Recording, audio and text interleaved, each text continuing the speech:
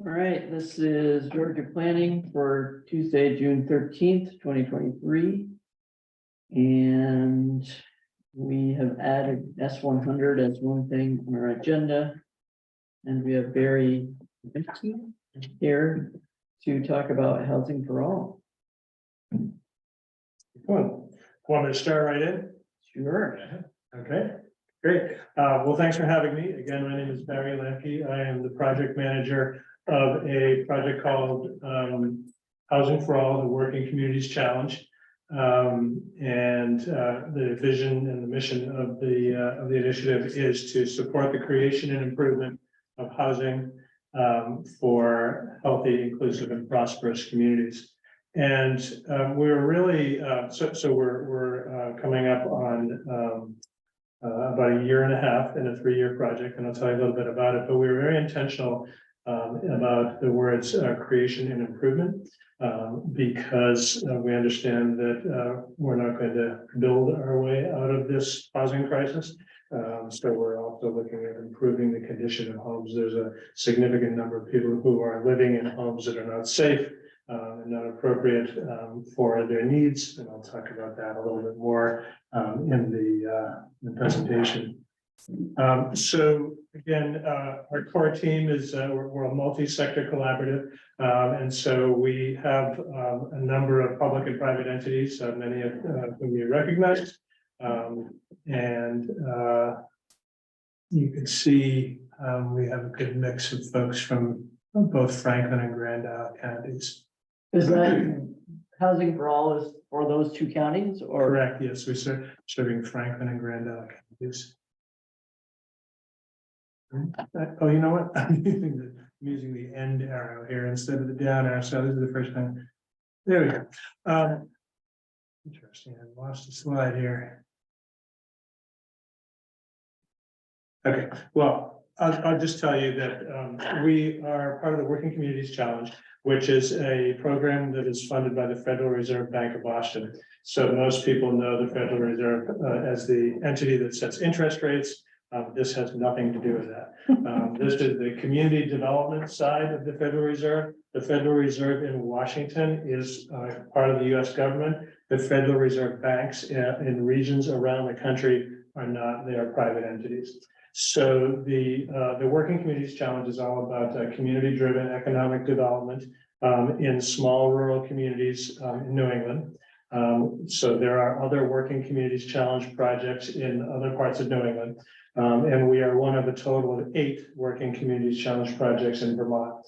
Others are focusing on workforce development, welcoming new Americans, intergenerational poverty, and 3 others are focused on housing, as are we. And really the core of the work of the Working Communities Challenge is about system change. So no matter what sector you're talking about, health, education, workforce development, housing, community development, these systems don't work for everybody. So this is an effort of the Federal Reserve to help communities identify ways that we can change systems, understanding that the changes are not going to happen overnight, but how can we make some changes in the system so that they better serve everybody in our communities? So we are focusing on housing. And we are engaged. So the other important thing to know is that the Federal Reserve Bank, because it is this private entity, they are not actually providing the funding for this. They are an aggregator of funds. So they have aggregated funds from national private foundations, Vermont foundations, as well as private donors, and the state of Vermont has also kicked in some money. So of the 8, we are part of a second cohort. So 4 of them were about a year ahead of us. And so when 4 others were interested in joining, there wasn't enough money for a total of 8. So the state of Vermont actually used ARPA funds to help supplement the funds that were available already to create the second cohort. So we were the beneficiaries of that. We started a year ago in March and created the name, mission, vision, and goals. And I can share with Doug this presentation, the full presentation that we'll have actually our website as well. Give you the link and all the information that I have here. So our current activities are engaging municipalities. So the backbone organization for the initiative is the Northwest Regional Planning Commission. And so you obviously have a number of municipalities. So we're reaching out to municipalities. We held two meetings, invited municipalities to join us to learn about the housing needs assessment we recently did, which I'll share some of the results from that. So the Franklin County one we had, and only a couple of people showed up. So we ended up canceling that. We had a Grand Isle County one in North Hero, and that was well attended. So as a result of that, we sent out an email, and that's probably one of the reasons that I'm here, is that we offered to come and meet with select boards, DRBs and planning commissions to share what we know. We also are going to be on the agenda for the Franklin County Town Administrators and Managers meeting coming up in June, in the middle of June. It'll be a week or so away. So definitely reaching out to municipalities, and really we're interested in listening, hearing what your experiences in developing the kind of housing that you feel is appropriate for your community, and asking you how you think we can be of value to you. We're also reaching out to small developers.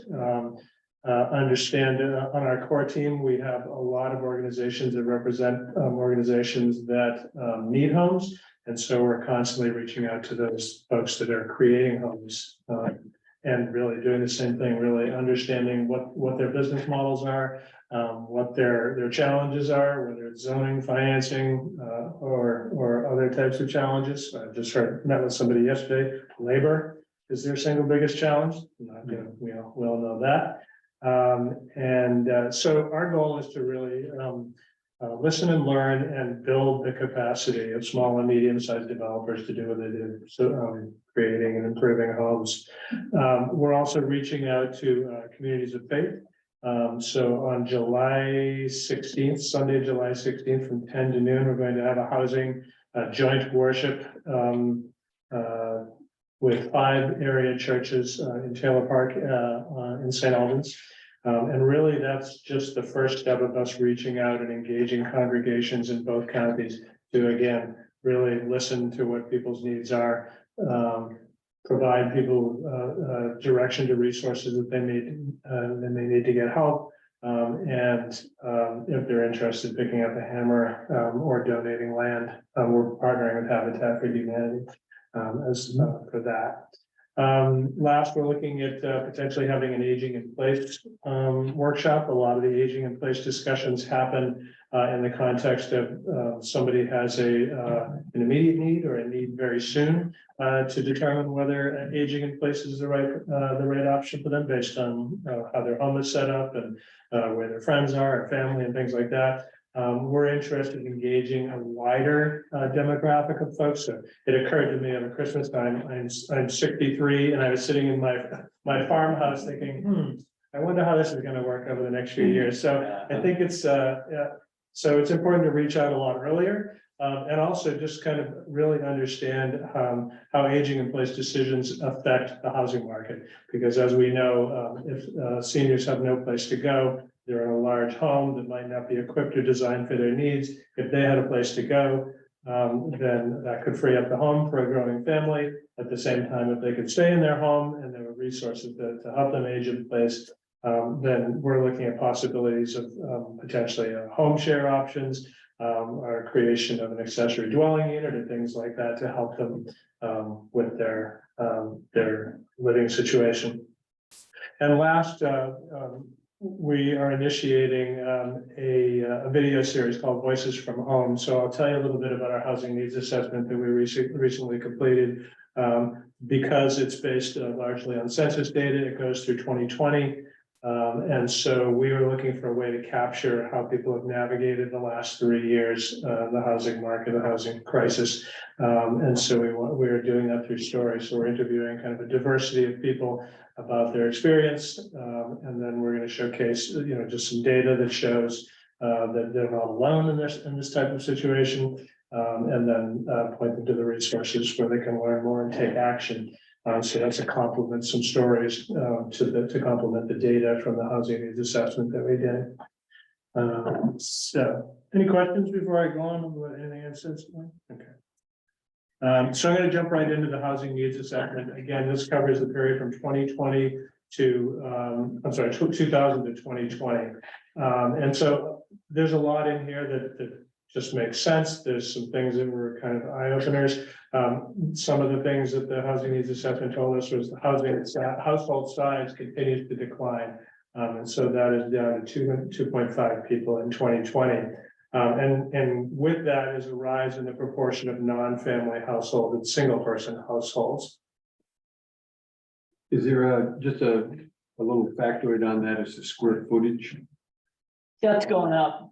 Yeah. Really? Well, the square footage of housing. Yeah, compared with as Yeah. the occupants go down. And the square footage Yeah. goes- Well, here's the mismatch right here, which is 79% of the homes that were built were single unit homes. So, and likely the square footage of the homes built is also not matching that decreasing household size.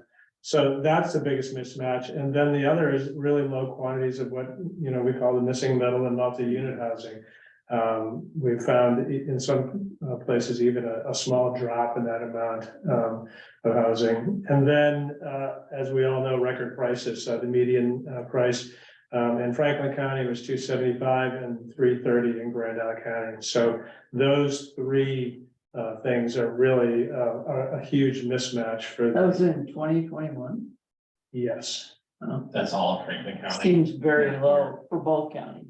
Yeah, but we're I know. probably closer. I know. Or that. Georgia's, yeah, definitely on the high end, but even in Grand Isle County, things were selling for crazy prices over there, so I'm surprised at 330 is there. And I've been meeting with real estate agents to ask them not only what it's been like over the past few years, but what it's like right now. And I was kind of surprised to hear that there are still out-of-state cash buyers squeezing out locals who need financing. We all know that, the amount of time on the market is, days, if not hours, so it's still very, very tight. So in terms of affordability, many of you know that it's considered unaffordable when a household uses more than 30% of their income. I would note that even if somebody is below 30% of their income, if their transportation costs if they have transportation, if they're far from where their daycare is or their place of work, healthcare, groceries, that's increasing that number as well. 1 in 3 households are spending more than 30% of their income on housing, and for renters, it's almost half. As you can imagine, the majority of those, in terms of the renters, are in Franklin County, not Grand Isle County. And a home remains unaffordable for 83% of low income BIPOC households. So they're clearly the hardest hit. And I would also say that there's also data in the housing needs assessment about affordability for single people, particularly younger single people. And as we can all imagine, the costs to purchase a home, you really need 2 incomes for a lot of the homes that are coming on the market. Well, that's what's killing the people renting is they can't get enough money together for the down payment because they're paying way more in rent than they would in a house payment. But they're gonna have something ahead. And young people who are, at the beginning of their career, they can't afford to be buying a house. We interviewed a woman who moved in with her parents for the 3rd time. She's in her mid-20s to be able to finally afford a home to purchase. She got a stroke of luck and everything worked out, and she found one needs a lot of work. So she's done it, but she's got a lot of work ahead of her. So that's affordability. So the report tallies up the total number of people with so-called unmet housing needs, and I'll break that out. So the total number in the 2 counties is about 7,600 households, that was one of the big eye openers. So of that 7,600, you can see certainly unhoused is 80 new units are needed for that. The combination of underhoused, and I'll explain that in a minute, and cost burden, they add, there's overlap, so that you can see that if you add those two numbers together, they add up to higher than 7,600 because of that overlap. But of that 7,600, probably about, well, it's right there, 6,620 are cost burdened. So it's an affordability issue there as in terms of rentals and home purchase. And about 3,350 new units are needed for so-called underhoused. And underhoused are people who are living in homes, as I said before, that are really not appropriate for the needs. They're too small, they're too large, they're couch surfing, they're in a living arrangement that they don't, that's not their best case scenario. The home could be poor quality, might not be healthy or safe, energy efficient, or for seniors not designed or equipped for seniors with those needs. So that's one of the big eye openers of this report is how many people now, and this is not including population growth of any kind. This is the people that we have now. And because we have a decreasing household size, we have, if our population, if you just hold our population steady, we need more houses because we have smaller households. So that's generally what what the report says about the unmet housing needs. So the Northwest Regional Planning Commission, we are in the final stages of our regional plan, creating a new regional plan for the region. And these are some of the strategies that we have recommended. I'll talk about these very briefly, and then I'll talk about what Housing for All is doing. So the Regional Planning Commission has, as part of its plan, obviously new housing units in the 2 to 5 unit buildings in growth centers, village centers, flexibility and incentives for construction of accessory dwelling units. They're not the silver bullet, but they're part of the silver buckshot for some solutions. Improvements to substandard housing units, enrollment of existing units and guaranteed affordability programs. And then the expanded housing assistance programs that result in lower housing costs. And then the last one is the flip side of the coin, which is job training programs that result in higher household income. So we know that not only can you not talk about household without housing without talking about transportation, you can't talk about housing without talking about income and affordability and how the wage that people are earning to afford that type of housing. So those are the general areas for the regional plan for addressing housing. Housing for All, we're at a point right now where we continue to engage a variety of folks, the public and stakeholders around the region all the time. And our core team meets monthly. And so at the last core team meeting, we started a process where we're looking at some core strategies where we think we might be able to help.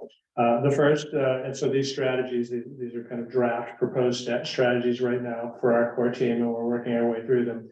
The first is set a goal for the region. Just we know that we need 3,350 new homes for the region. So we're likely to set a goal. And then the next step is to understand where the most promising opportunities are to build housing. And when I say most promising opportunities, I mean vacant buildings that have been housing or may not be currently used for housing or used for anything. And then lots as well. And so as part of our discussion with municipalities, and this is, for our discussion tonight, to touch on is where are the properties in your community where you want to see housing? And again, it could be a vacant building, like, I was in Fairfield last week. It's like, look out of the town offices, that building right there. So everybody drives by all these places all the time. So our goal is to talk with municipalities and better understand where you think the best chance are. I won't call it low-hanging fruit or cherry picking or any fruit metaphors, but the idea is where do you want to see, and it doesn't have to be a huge development. It can be 1 or 2 units or single family or whatever, or just that vacant house that you drive by. I was talking with some folks at a church in Sheldon, and they said, well, there's a mobile home that's down the road. somebody lived there like 6 months ago and they're not living there anymore and the owner's died. And the longer that sits, the worse it's gonna get. So how do we put some money into that and get it back as a unit? Back into service as a unit for somebody. So those are the kinds of opportunities that, you know, we'll be reaching out to you folks to ask. And then the next step is for us to, you know, to potentially explore some matchmaking opportunities. So if you have some properties, let's say there's 5 properties in town, 3 existing, one, you know, 1 or 2 lots, something like that. We're looking at potential matchmaking opportunities where we bring in developers and lenders and just kind of, whether it's real time and it's Tuesday night and we come in with some sheets of paper and some maps and a better understanding of what the zoning is and what, you know, what financing options might be out there and who's the owner and what's the physical condition of the building. You know, talk about how we might be able to bring some of these over the finish line. So those are the kinds of things. And then some of the other piece of that is how can we support specific types of projects. So we've been reaching out to small developers and large developers, you know, have a pretty good understanding of both state and local land use development regulations and policies. They understand there's some challenges, but the smaller ones, you know, some of them are real estate agents, and they, you know, that's their full-time job and they have some properties. Or they might have another full-time job and they have some properties. So the question is, can we provide some of these small to mid-sized developers with some so-called navigation assistance to help them through some of the state and local processes?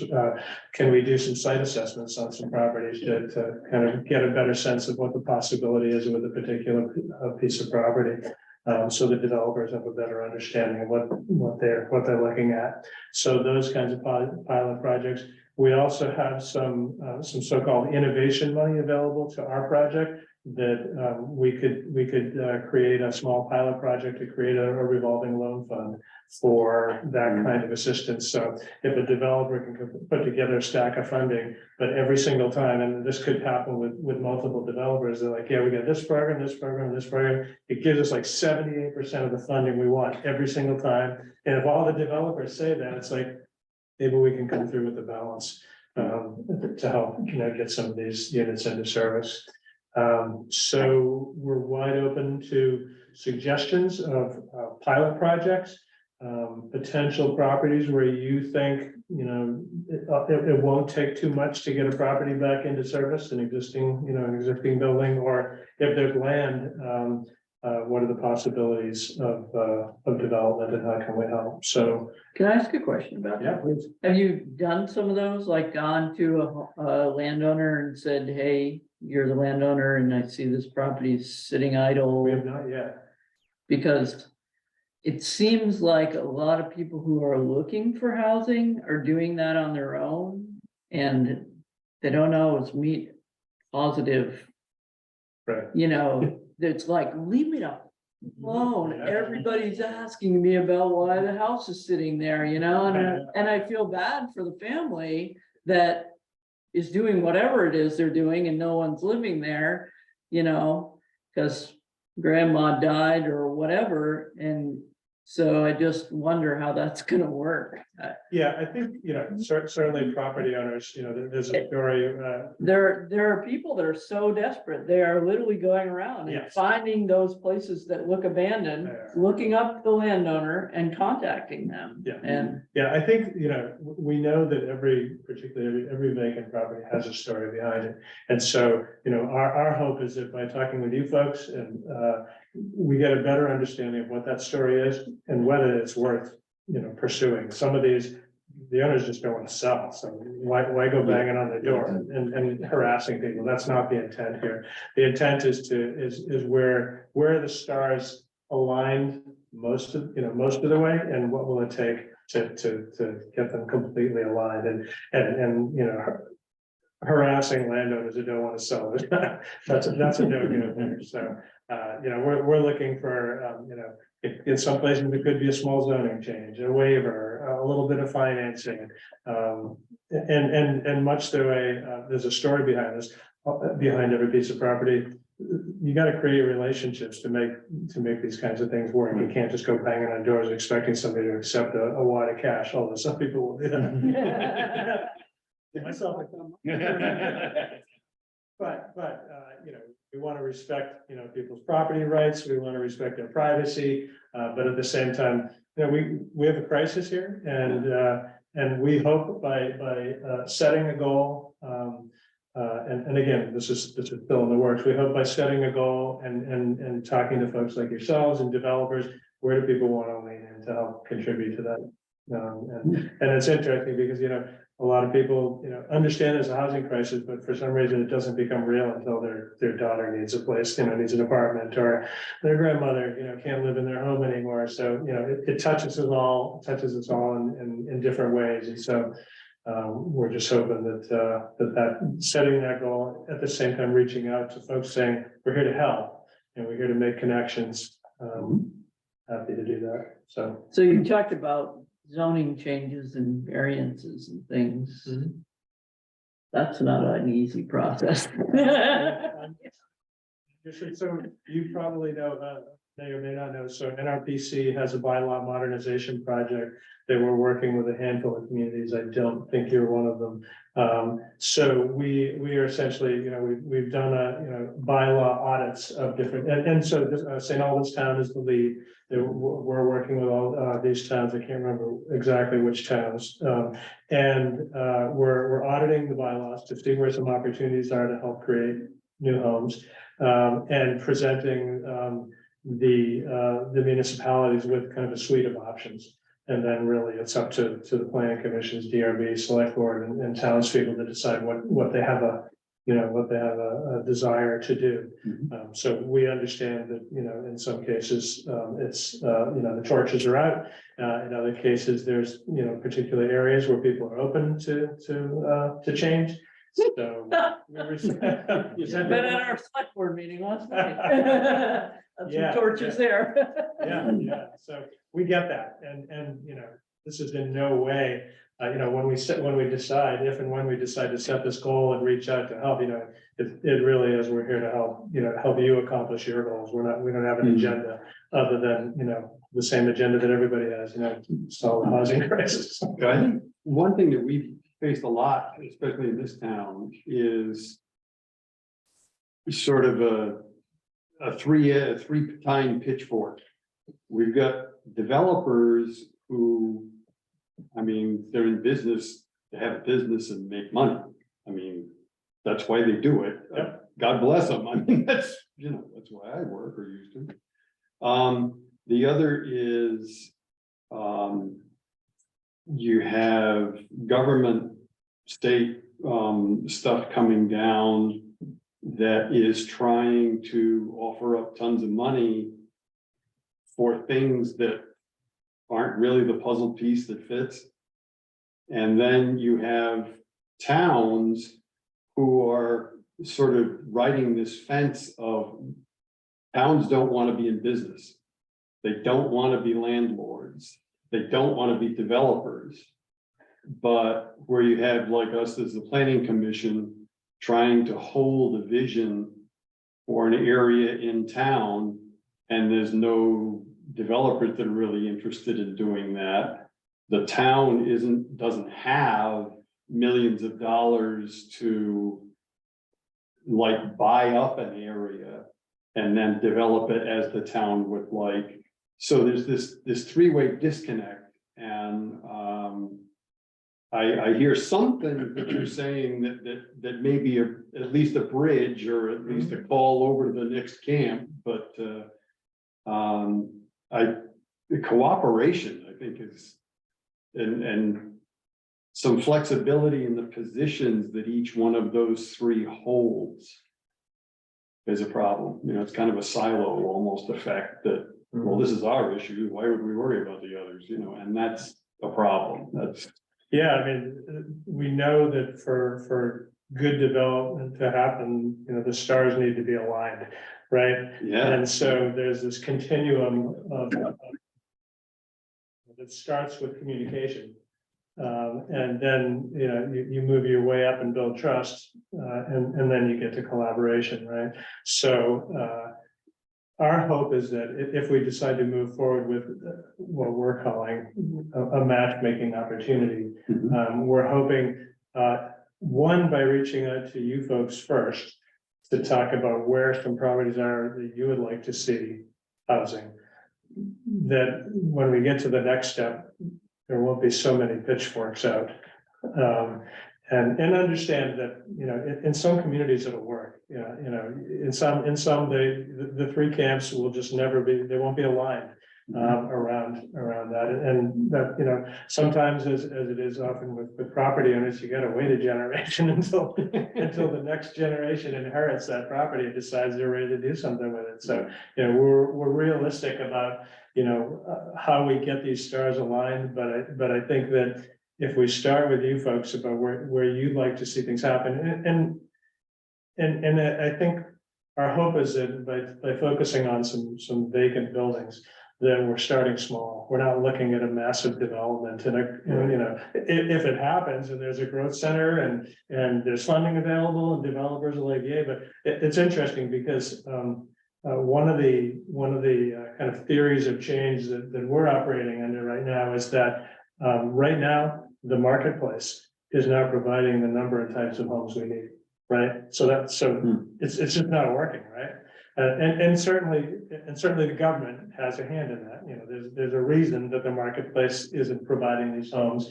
The government has, you know, got funding with strings attached and puzzle pieces that don't line up, and we totally get that. But so our hope is that in some way we can step in between public and private and say, here's a couple of properties that are vacant.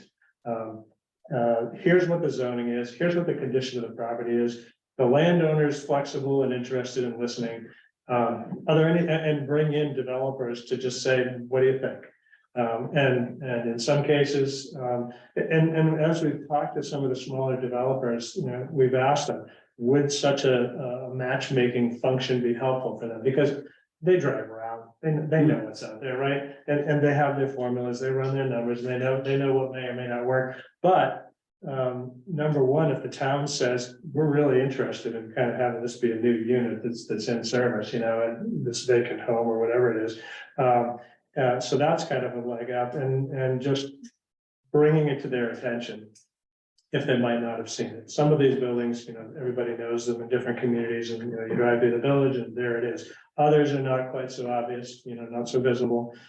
So we're hoping that by bringing, so they have said, yes, that would be valuable to them.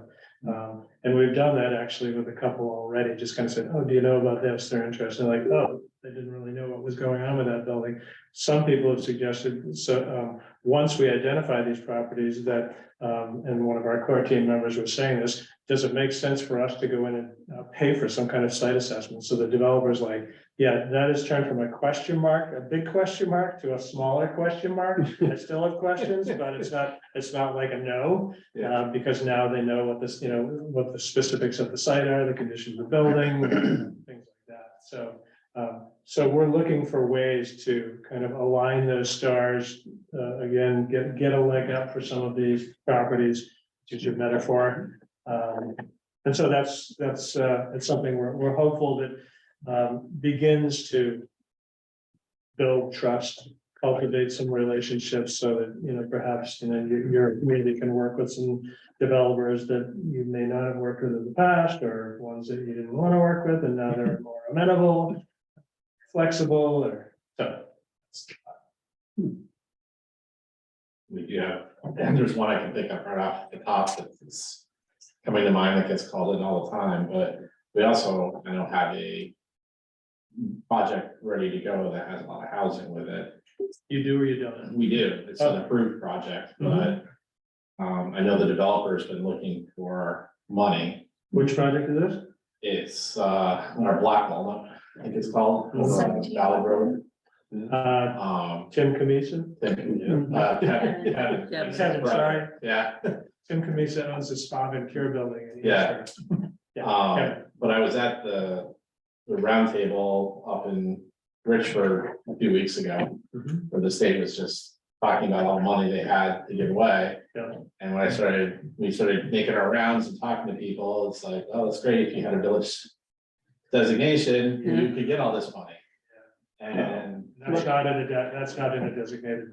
but we don't have. one We at all. have a historic village there, in our opinion, but the state guy who gets to make that choice says, no, it's not a historic village, so he won't even entertain us applying for Wow. As he won't apply the designated village center application, it. Hmm? the designated village Yeah. center application. He said, no, that's not gonna, he gave us two other options, but they're not where our village is now. Hmm. And Yeah. so Yeah. getting the designation in another place isn't gonna help Kevin at all. Right. We would have to do a new town center. We're not South Burlington. We can't handle what we have right now. I don't think that we can handle that undertaking. Yep. At least not at this point. And that's a lot of housing units. I've seen the plans. Yeah. Yeah, yeah, and I understand he was interested in having Cathedral Square as part of it. if And possible. he claims they won't come unless we have a town center there, I can which believe- may or Well, may they want not. municipal water and sewer. Right. Well, you would have to have that for a town center. That's why. Kind of goes together. So that, I mean, that's one of the things we're, like I was talking about before. If to push the stars into alignment, Mhm. the town needs to kick in. That's a lot of money to put in the municipal water and sewer. I don't know about the sewer, but the municipal water is something. That's something that's been looked into a number of times. We have a number of sources, not just one or two. But all of them just require a huge amount of infrastructure and somehow public input. And so it would be a lot of workshops to get the town ready to cough up millions of dollars in extra tax money. Yeah. But then it's one of those, takes money to make money. Mhm. And then it would start to roll in, you get more tax revenue, stuff like this, and it could balance out. Yeah. Um, What's your school enrollment numbers like right now? Could they support that? Yeah, development? Yes. Yeah. We're a little bit low at this point. Depending on who you ask. we're very low. They're not having any problems signing up on any Act 250 permit. They're just, so, they're, So if that one state official could be convinced otherwise. it would be- That would be a start for us. Right. Then we gotta go through that process, but I mean, Kevin himself did a lot of digging about, what historically was in that area. And came up with all kinds of stuff Mhm. above and beyond, our historical society dug some stuff up for us and. I used to come up here as a child, that was more than 50 years ago, and there was stuff going on in that area, and he's saying, no, it wasn't. And it's like, Yeah, it's interesting. when first he people- said it had to be over 50 years old, and I'm like, but I'm Okay. over 50 and there was stuff going on there back then, and he's like, well, it wasn't really a village. Like, okay, you had stores and butcher shops and, businesses, but it wasn't a village according to him. Yeah. So I don't know. that's what, well, once the interstate went through, it changed. Yeah, Yeah, So everything shifted out there once the interstate, so. So is that not active? There's nothing to do? it's always on the back burner. The industrial park just a few years ago, did a major improvement on the water system there. Because it serves just an amazing amount of water for Perigo. That's a little bit sticky in that a lot of the infrastructure is co-owned. So where we might be able to enlarge one part of it, it still has to pass through another infrastructure that we don't have control over. So whether we buy that infrastructure or whether we put in another one right next to it and say we don't need the old one. but it's all cost. Yeah. And it's a leap of faith. And it's a big one. Yeah, absolutely. We've got another opportunity where, Silver Lake, which is presently, I believe, in Fairfax, owned by the town of St. Albans, would be a gravity feed water supply for our village center, but involves 3 or 4 miles of piping. I mean, that's, yeah, okay, and the accesses and easements Yeah. and, you know, Yeah. that kind of stuff. And, so we're waiting, like you say, for one of the stars to get a little closer so that we can make a connection somewhere. Yeah. Interesting. There's actually also right next door an existing public water supply that's on wells, Literally right next door. and they're unfortunately maxed out at this point. So it's not really that could be, and then Kevin came and said, well, I could draw enough water right on that well, right in my thing, if the town's willing to. You know, he says, I'll supply the water if you can, and the suggestion was that he have a public water supply. He says, nope, not going there. I'll help you invest, but I'm not owning the thing, and that's, so it still is in, Yeah. there's like all of these opportunities, but they need to. Something, there needs to be a kick in the pants somewhere. Yeah. So, There are several small water systems in town too. There's one in is it Red- not Red Cedarwood, Barn, no, or is it Sunset? Cedarwood? Cedarwood, Sunset's That- on Southwood. that has more Yeah. capacity, but They you do. still gotta run pipes from Cedarwood down to the South And Village. that's a thing, you know, no developer wants to get involved in that. South Georgia's not maxed out, but they obviously cannot take the whole South Village on. Right. It's not They just can- not- they're over max. No, they're not. I was on it, I talked to the board, they have their own engineer, but that's a different discussion, they're not. maxed out. But anyway, Yeah, they couldn't handle the. they couldn't South Village handle anyway, it. regardless. It would be a huge addition or. Yeah. or Well, even the creation. one in Cedarwood is whatever, 20 or 30 houses. Even if they've got a lot more capacity, they probably don't wanna take on the whole South Village. Be a huge shift for them. Go from a neighborhood water system to something much larger. But Well, they and must they're- do and they're- a building. 20 or 30 houses aren't gonna see the advantage of each household putting in $1 million to expand the system. Right. If Right. someone were to buy the system from them and they would become customers, that'd be different. But, you know, where that entity is, whether it's municipal, whether it's private, whether it's quasi-governmental, I hate those, but it's, you know, this, Where are you with your spending of your ARPA monies? probably. You don't want our opinion on that. Yeah. Don't want my opinion. Each one of those dollars is probably spent about 10 times. at this point. I do that in my house. It's been Yeah. spent willy-nilly on things that just went over cost. You haven't actually done anything useful and great with it yet. Yeah. And that's my take on it. Yep, okay, well, I have a Good. question, Yeah. or maybe a statement. I know like ADUs, they're really kind of pushing that, and again, not a silver bullet, but an important part. But I know a big hangup when people ask about those are wastewater permits through the state. Is there Yeah. been talk about like maybe assisting people through that process to update that if they're to add like a detached ADU? Because that might be an option for other assistance to yeah. landowners, That's a good because idea. I mean, I'm not sure of the exact like turnaround time for wastewater permits, but it's a process. People hear state wastewater permit, like, "Eek, Yeah, no thanks." yeah, And probably bow out, so that might be Yeah.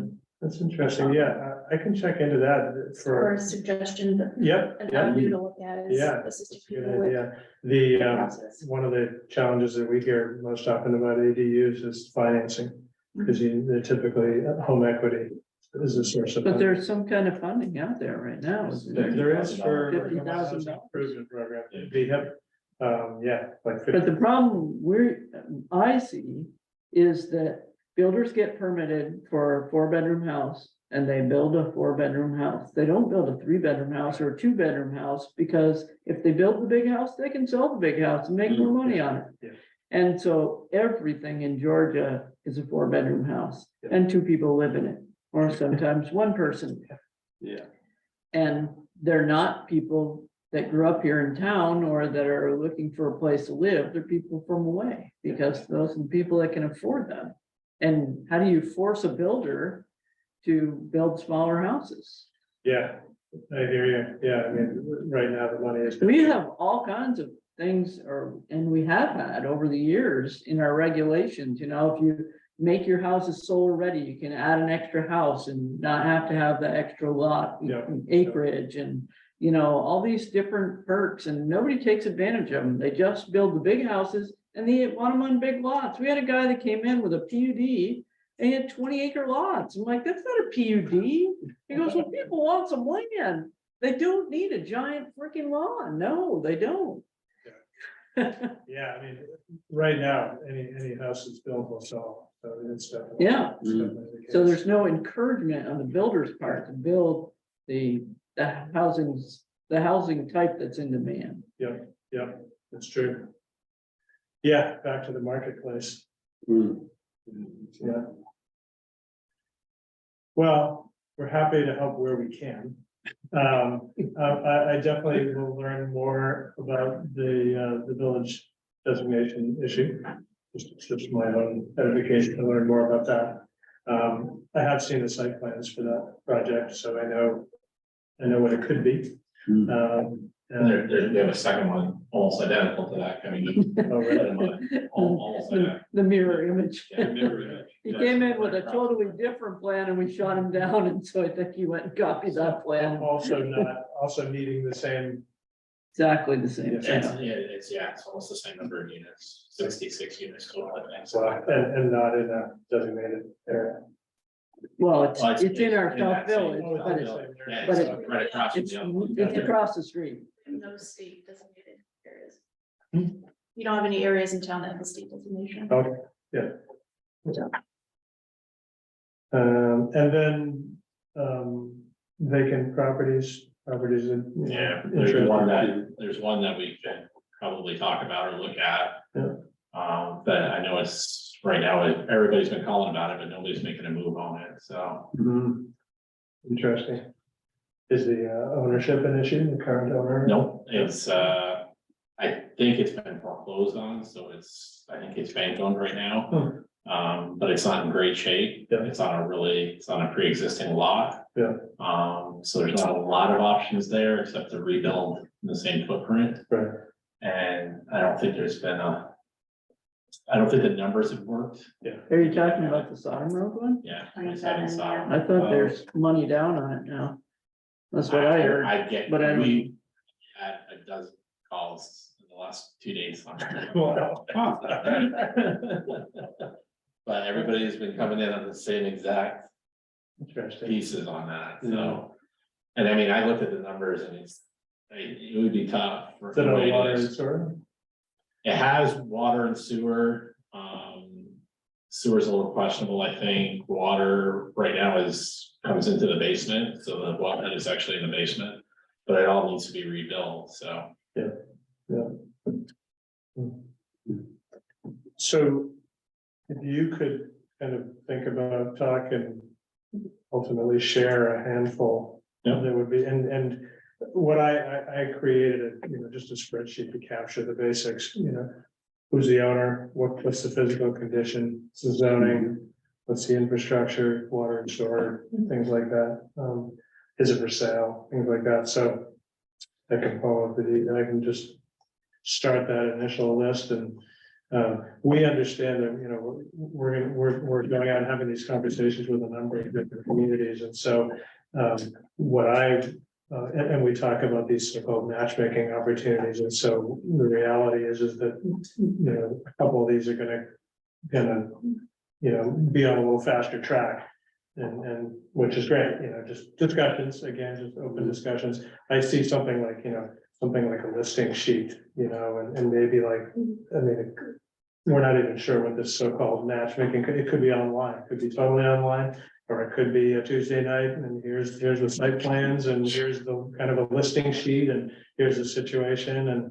Yeah. Developers drop in, I have quickly learned that developers don't like getting together and talking business about. Their competitors, so I tried to get a meeting with, a bunch of small developers and got crickets, so now we're meeting with them one at a time, so, that's the way they work, so, And how do you find I mean, it's still early in the process. But, yeah.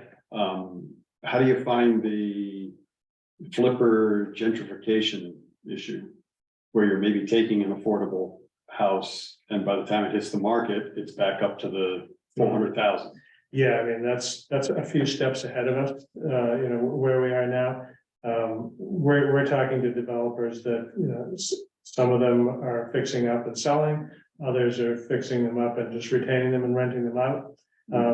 I'm talking to the Realtors Association to better understand how many of them are developers or just realtors and kind of what that connection is. You got some answers? Here's some answers. You know of some that are both? So if we had somebody, like we've had a couple come through that want to subdivide but don't know what to do with the other parcel, should I send them your way? When you say they don't know what to do with the other parcel, why, are they subdividing because of a change in zoning or? No, they're, one in particular, that, I've got a realtor calling me, they have this like extra piece of parcel of land, they want to sell the house and be done, they're moving on. They don't know if they should just sell it with the house, sell it as a lot, which would be smarter to do, or do the engineering on it and try to do a building lot, but that takes the investment side down. Yeah. So just, they're trying to work through that and. But for somebody, what you're trying to do, is it somebody I should send your way and say? Well, it's interesting. I mean, we don't, in some places, the marketplace is working fine. And so their realtor will say, sell it separately and sell it to somebody as a lot. If it's, zoned for another house and it's good, it's got connections and it's good to go. So we don't need to get involved in somebody's, what should I do with my lot? I think that's the kind of thing that I think it's the ones that I think it's the ones that need help of one kind or another. That to me sounds like kind of a situation where a realtor and a seller will kind of figure it out and they'll just take one path or the other and they'll make you a little money or a lot of money. And it doesn't sound like it's a challenge, it's just a decision to make. In our case, we're looking for places that it needs some kind of help one way or another. And I say zoning, but I understand that the challenge is, you're not gonna do that very quickly. But from your perspective, where are there places that you know of that they need some kind of assistance to get back into service as a unit? And again, I'm thinking about existing buildings. Or if there's a lot, a parcel that, you think stands a good chance and it's, for one reason or another, it's just not happening. And again, it kind of comes down to, regulatory financing, water, sewer, or just really knowing more about the site. Like, if there was a particular place where you're just like, what? If everybody knew what the situation was, if we just did some kind of site assessment and got a better understanding, and with some buildings, it's some engineering that needs to be done. Where the regional planning commission is working on Brigham Academy in, I want to say Bakersfield, I don't think it is. It's an American school owned by the town. It's big. It's not in the village center, but we're doing some site assessment and some preliminary engineering so that the developers that are interested will know a lot more about whether the numbers will work. And the town will know as well, since they own it. So those kinds of situations where it's like some kind of help is needed to know more so that a developer will be interested. That's the kind of thing we're talking about. And again, this is something that we have not yet done. And so, you folks have, a potential opportunity, we gotta try this out somewhere to see how it works and, really just see how we can help you accomplish your goals and get another unit back into service. So that's the thought. If you have other ideas about ways that we can be helpful, again, we have some innovation money to start things like small revolving loan fund or things like that. It's the kind of thing that from the Federal Reserve's perspective, it's not just about bringing another house online, it's about doing something that hasn't been done before. And so if we can help solve a problem that is not only common that you're having, but if it helps in other communities, because the same problem everybody's having, we can help fill that gap in some way or. You should have had Larry come. You just said so many comments. He can watch and eat popcorn. So, But he's a alternate on our board, but he is a builder, developer, realtor. And Yeah. And he has no problem talking, so he could have just filled you. Yeah. Well, I am, if you want to give me his name, I'm happy to reach out to him because He does I. habitat for humanity, so Did he does habitat. for Oh, he does? Humanity, Yeah, Nice. I know that he's working on the projects right now in Oh, Swan. yeah, yeah. Hmm. Feel free to give him my name. I'd love to talk to him. I'm learning more about, the different types of situations with, with some of the developers we talk to. They have kind of a finely tuned machine that they tend to, the ones that I talk to are, they own properties and they're renting them out. Some of them are Section 8, and they've kind of got the system, that they figured out, what works for them. Others, the one that we met with yesterday, they are doing exactly what we're talking about, which is finding vacant buildings and rehabbing them. And getting them into service again. Their biggest challenge, they have, I think they said they have 38 units total. And they're just running into an issue in labor, where they. Yeah. As we know, but that they're doing all the work themselves, their family, they're doing the work themselves and the rehab work. And if they could just get to the next level where they had a contractor that could be, dedicated for some of this stuff, they'd be able to take that leap to buy more and bring more You units. gotta tie them to the tech centers that are training those Yeah, people. yeah. I talked to him about that and he basically said that the tech center only wants kind of simpler, more cut and dry jobs. Putting in windows and stuff like Yeah. that, Yeah. so, plug and play kinds of things, which is a That, challenge. that is actually, in the ADU concepts. Yeah, Yeah, I mean, I don't think 2 or 3 days goes by on the Georgia Facebook thing, when somebody says, does anybody know a contractor that'll put in a whatever for you, Yeah. And if you have to get another bathroom put in, more windows put in, a dormer put on. Yeah. Special access, I mean, that all requires a pretty knowledgeable person. Yeah. And boy, I'll tell you, so contractors going begging it, I mean, the homeowners are going begging for contractors at this point. yeah, there are other places in the country where career technical education centers, construction programs are focused on ADUs. And they've got a program that is just about ADUs. And when we're talking about ADUs, we held a Zoom workshop public Zoom workshop last fall, telling people about the basics of ADUs. We had, a municipal official, we had a builder, we had a lender talking about financing. We had somebody who had actually created a couple of ADUs, and to just talk about their experience. And I forget where I was going with that, but the bottom line is that it's kind of it's a challenge. The financing is the biggest challenge right now for the ADUs, and obviously finding a contractor. So You don't happen to know off the top of your head what the turnaround is of investment to income from the rental? no, it's different. It's different everywhere. It depend on how much the rehab costs. Yeah, what I was gonna say, I forgot what I was gonna say, what I was gonna say is the types of ADUs that we were encouraging are ones that are within the envelope of existing building.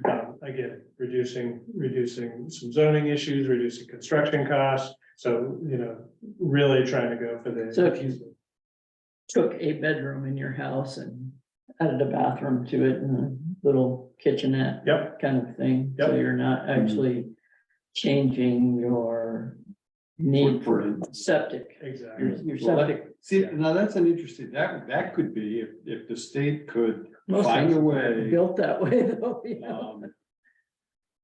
That still the rather odd requirement for a septic system is by bedrooms. Yeah, And, where you've got these people that want, well, I want a walk-in closet, I want an office, I want a Craft men room, room, a craft room. So there's all these Manscaped. bedrooms that are not really. not really being used. Yeah. I mean, they're being used, but not as bedrooms. So therefore, you have a four-bedroom system in. Oh, you're gonna add an ADU, oh, I don't know. But somebody Yeah, with right. that kind of house probably doesn't want an apartment Well, next but. door to them either, you know, So that's the, you get these things going. I mean, the elderly couple that is trying to stay in their home and wants her granddaughter to live next door so that she can help care for them, might build an ADU over their garage. But again, if they've got a 4-bedroom home and they're already maxed out on their septic, they can't put that apartment over the garage, you know, so it's. But- Yeah, but the is that state being used to measured that how their capacity? That's septic the- was used. If there was another way of measuring the capacity. yeah, that's state regulations. And that could change, you know, the house could get sold and it could be filled, all the bedrooms could be filled, so Well, you that's really true. don't wanna, you know. Yeah. So, you brought up a senior living, and potentially wanting to build an ADU, some of the, some of the stuff has to be really hands-on, and it really is kind of the onesie twosies kinds of things where you're just like, okay, let's work on this person and their situation. And so one of the things, the discussions with AgeWell, that we want to have around the aging in place piece is, where does it make sense to create an ADU, again, to make it less expensive as possible within the envelope of your existing home, and potentially have it be something like a home share. So it's an ADU with some level of support. So, we got to talk more about that, as kind of a model. People, seniors don't necessarily have the ability to manage a rental, it's like they want to stay in their home, but, it gets to be a challenge. So then you talk about somebody else being able to help manage that for them.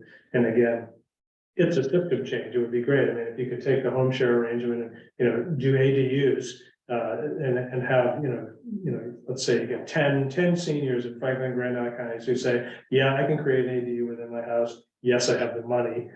There's another issue there. Yeah. But I'm willing to do it to get some kind of support, as I age in place.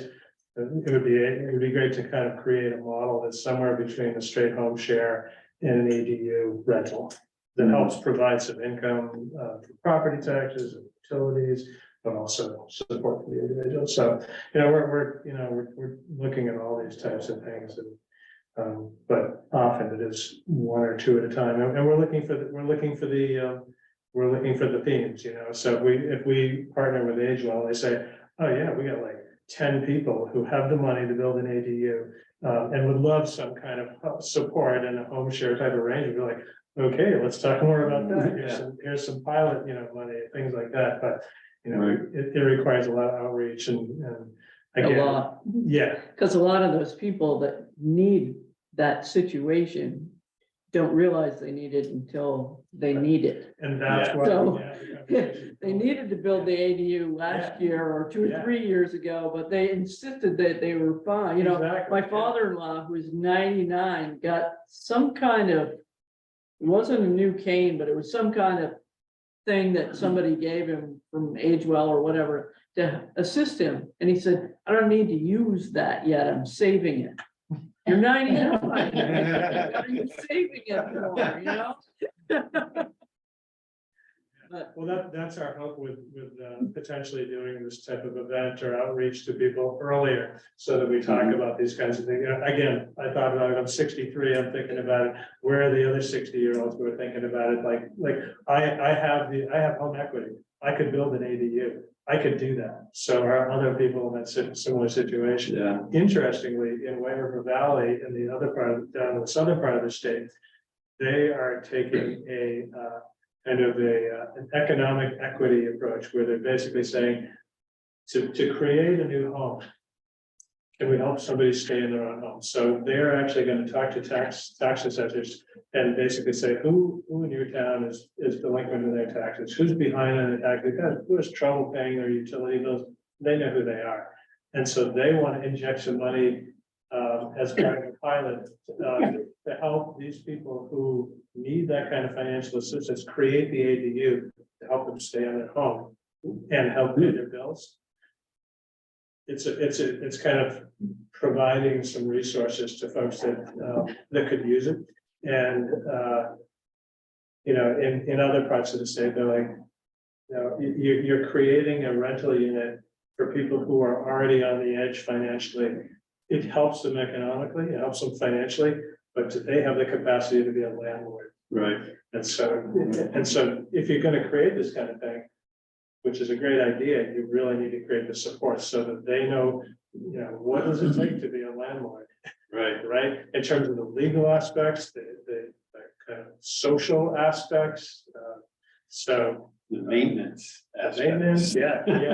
So, around here, right now, we're just hoping to find people who are interested in building accessory dwelling units that within their home, we can reduce that construction cost. And just potentially create a new home for somebody. I don't know, kind of along the lines of what you were just saying, but I don't know if to tell you, people with reverse mortgages. Yeah. Because they're keeping people in the homes. But trying to get them switched back out becomes much more difficult. Yeah. My sister's looking into a reverse mortgage. It's funny, like, she's like, hey, that sounds like a pretty good idea. I'm like, Yeah. don't believe Tom Selleck. Most trusted guy. Yeah, really. Well, let us know how we can be involved. Share some of these properties. And if you're interested, you know, we can have a discussion about which ones seem really promising and just, you know, initiate some discussions. I'm not going to let, you know, perfect being the enemy of the good or the other way around. Anyway, I'd rather try something and fail a couple of times, and finally get it right, when it comes to, you know, approaching some of these properties. We're definitely willing to give things a try. So is there any talk about like going to senior centers or, you know, gathering seniors to talk about, you know, the option of building an ADU to maybe help you stay in your home kind of thing? So I reached out to Agewell, the United Way Group. Age No, they're not. oh, they're not, They're not part of United. okay, No, they're actually based, well, they're statewide. But anyway, the executive director is based out of St. Albans. So I've been in discussions with her about having this type of event where we do outreach to not just seniors, but families. And it could be a wider distribution. Again, it could be, the form of this event or outreach could take a lot of different types. We don't really know yet. But the idea is to get in touch with people who, again, my age or even younger, who are thinking about what comes next and planning ahead, and how that may help them as well as create a new home for somebody else. So we're beginning those discussions. So love to have any thoughts. I just started a class today. I'm the trainer, but because I didn't have enough to do in my life. It's called Bone Builders. I don't know if you ever I've heard of heard it. of it, yeah. So it's a United Way sponsored program for people to strengthen their bones and improve their stability, you know, their balance. And we had a huge crowd show up, which was shocking to me because it was our first class here in Georgia, and there's more people that are dying to get there. So I think we're gonna outgrow our space pretty quickly, but but they're all people that are living in the homes that they've lived So in. there's the odds. We're gonna For- go with that, And yeah. it would be like the perfect audience, and it was amazing to me how many people that came said, I thought I had good balance, I thought I was pretty strong. And we didn't even have weights today, because our weights haven't arrived, and they're like, this is killing me, I thought this was gonna be easy. Cause it looks so easy. My physical until you therapist, I do can it. stand on one leg, I'm like, I can't.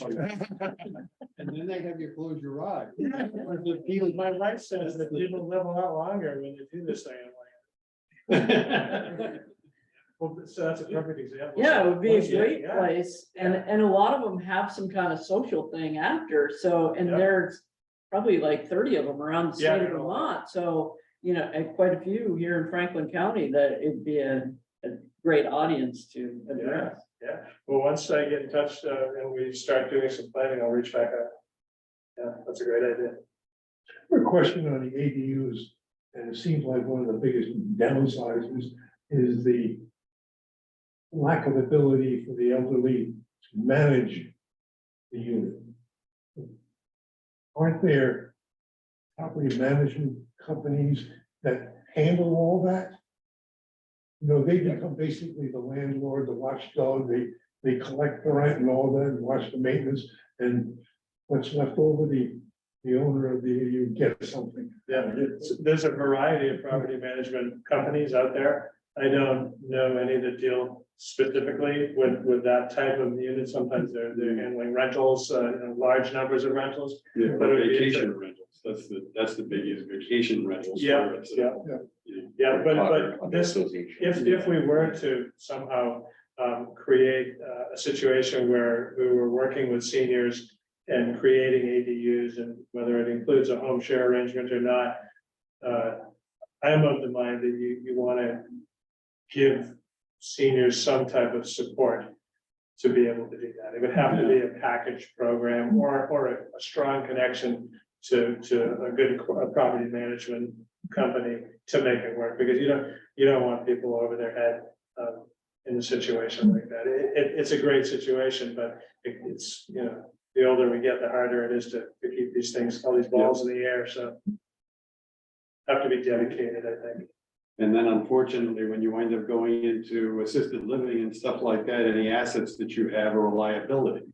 Right. So, Yeah. Complicated. yes. All by the rules. Well, feel free to reach out if you have questions, and we'll talk more about some potential properties. And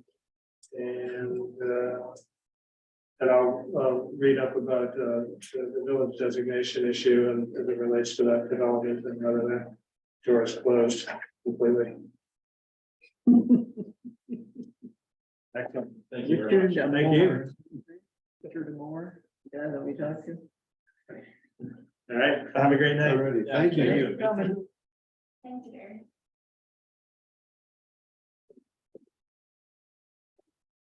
Oh, man.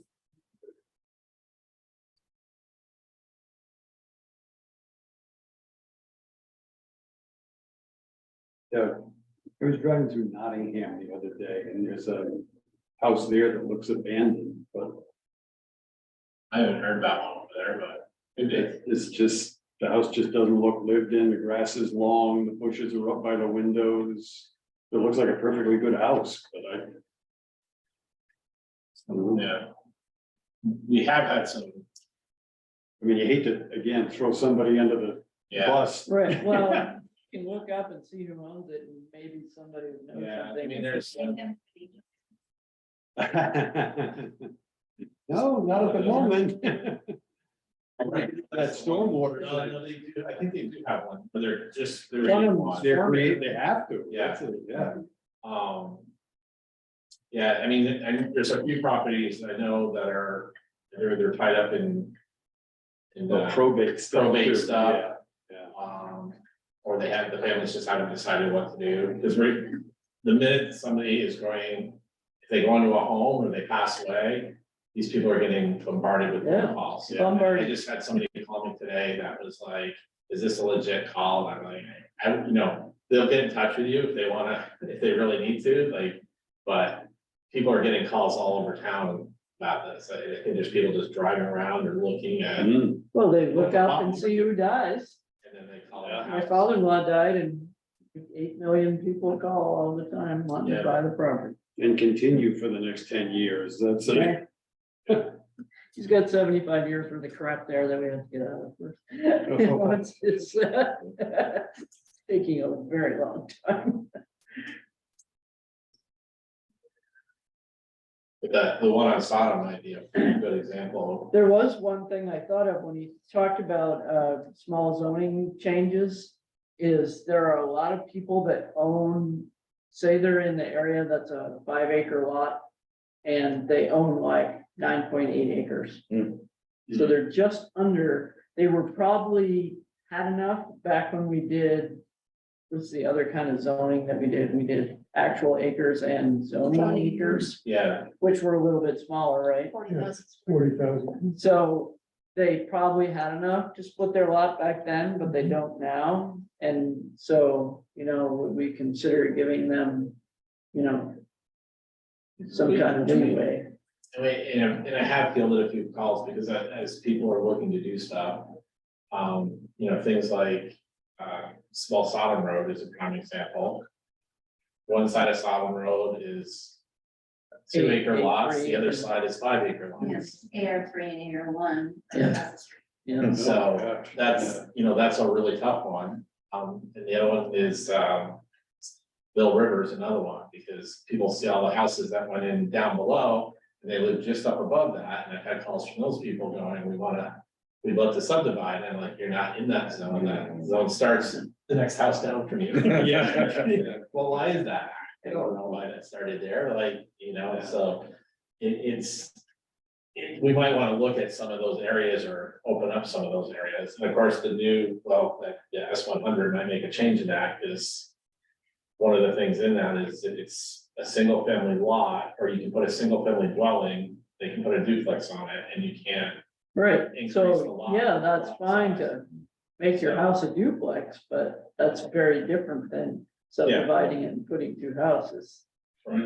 So I think in that regard, I don't think you're gonna see 2 4-bedroom duplexes, you know, duplexes with each with 4 bedrooms and McMansion style, you're gonna see more affordable housing in the duplex.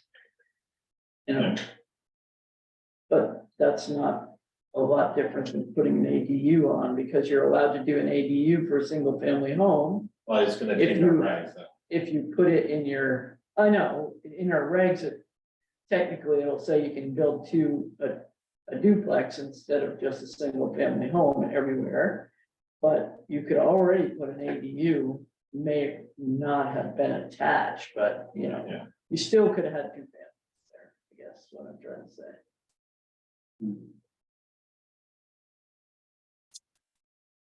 And you don't get an ADU once you do a duplex, the ADU option goes away, so. You know, it's just a different type of build.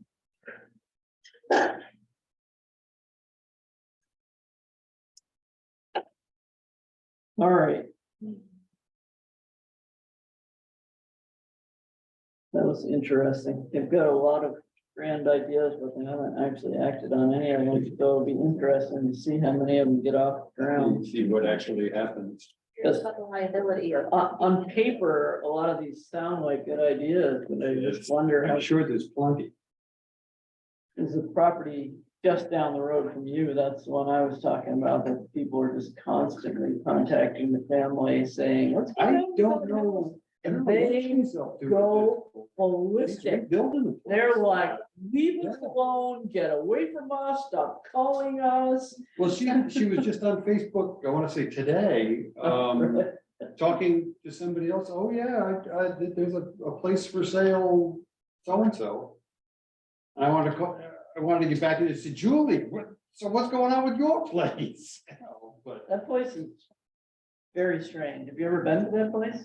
a number of times, yeah, it's and one Interesting. thing I was a little bit. So. It's that's an extension of Stonebridge Brook. that goes underneath Ballard Road there Mhm. and goes out the very edge of their property. Way back in the day when they built the house, Steve went in there with an excavator. And they have a beautiful pond back there. And the brook goes parallels a dike around the pond. So. Whatever, wetlands laws, whatever. But they were just redoing that, redoing the house in there, and they had a guy come in and he scraped the whole front yard. I don't know if you've been by there. Yes, I did see that. That's all been scraped down because they didn't have to cut the brush, so now it's gonna, I guess, become a lawn. But he proceeded to go out and regrade the whole backyard around the pond too, and just Ooh. ripped. It's all dirt. I was like, oh my God. But whatever, didn't touch the brook. But their pond, I think, is gonna have a nice grassy slope all the way around it. But yeah, they're redoing a lot on that place, but again, I have no idea what the plan is. Steve was kind of a cobbler. Yeah. He'd go in and, I got an idea, and he'd go and build half of it. And so that was one of the things that driving Julie nuts, was that, like, their kitchen was a really cool design. Only half of it was built, they were just framing for some cabinets over here, and nothing completed. And so I think a lot has to be done, like he was talking, there's a lot that has to be done before the thing could actually be sold. Or somebody's gonna come in and offer you half of what it's worth, but. Right. All right. What are we supposed to be doing with this road and driveway policy, which I didn't even look at? Well, I was kind of, I unfortunately didn't do my homework and actually read through the entire thing, but For some reason, I I was saw it a thinking long what- time ago, but I didn't see it. what it was a compilation of 18,000 other documents that you tried to compress. Yeah. And so without reading the other 18,000, I was like, hell no, I ain't reading that, so it's. Well, honestly, Right. everything that's come in is the original document that was agreed upon by the select board, Oh, put okay. into that. So you guys are the ones who are making the changes. Plus all the during- other documents that weren't in the original. Well, right, yeah, no, but they're individual documents that were agreed upon from the select board, all in one document to deal with roads and driveway policies. So it's basically not much has changed. So all we're doing is compiling them, and you guys are the ones who are proposing the changes that will go to the select board to be voted on. So we took the changes that you guys requested last time, and we made all those changes in the Oh. document. Right. Plus we added in, I think a couple more pieces. There's, We're waiting on a few because Dave Rue, the town attorney, is still looking at those. so they So haven't come anything back that's yet. missing or just bullet points will be included later. In the meantime, this is what we got. We've had the public works director start to look at it. Well, he's gotten through much of it yet, but. And we make them sit down with us.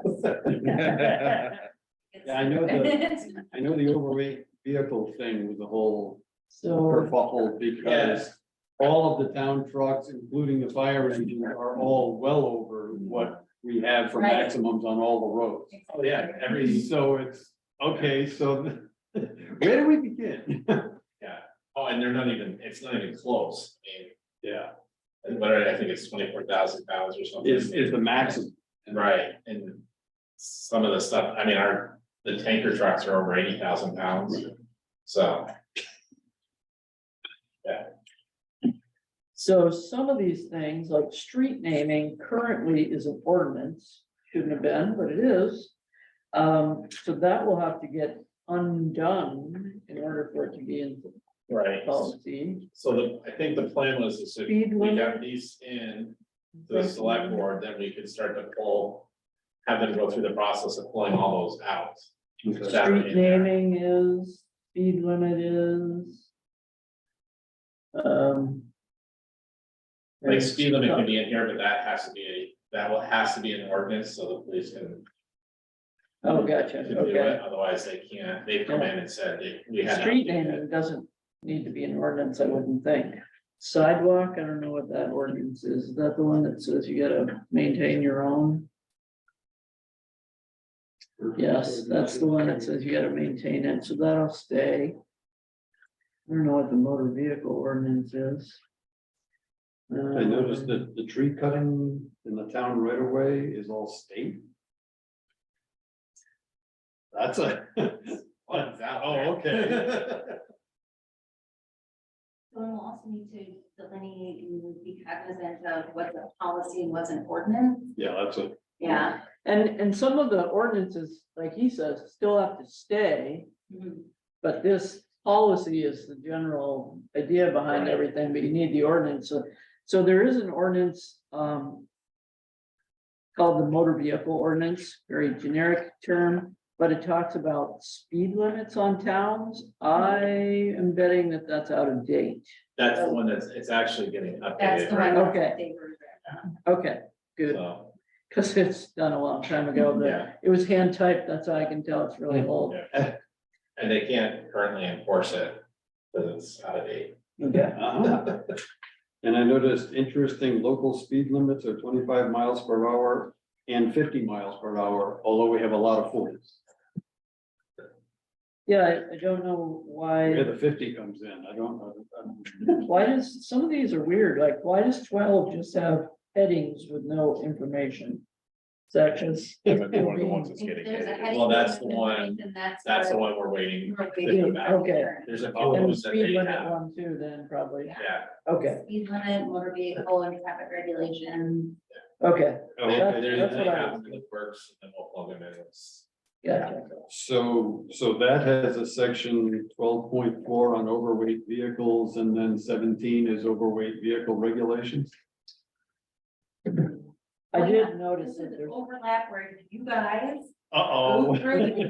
Start to make those changes. and Yeah. we plug them in. Okay. This is so normal. that's what we're looking Is there's kind of double ups and things like that?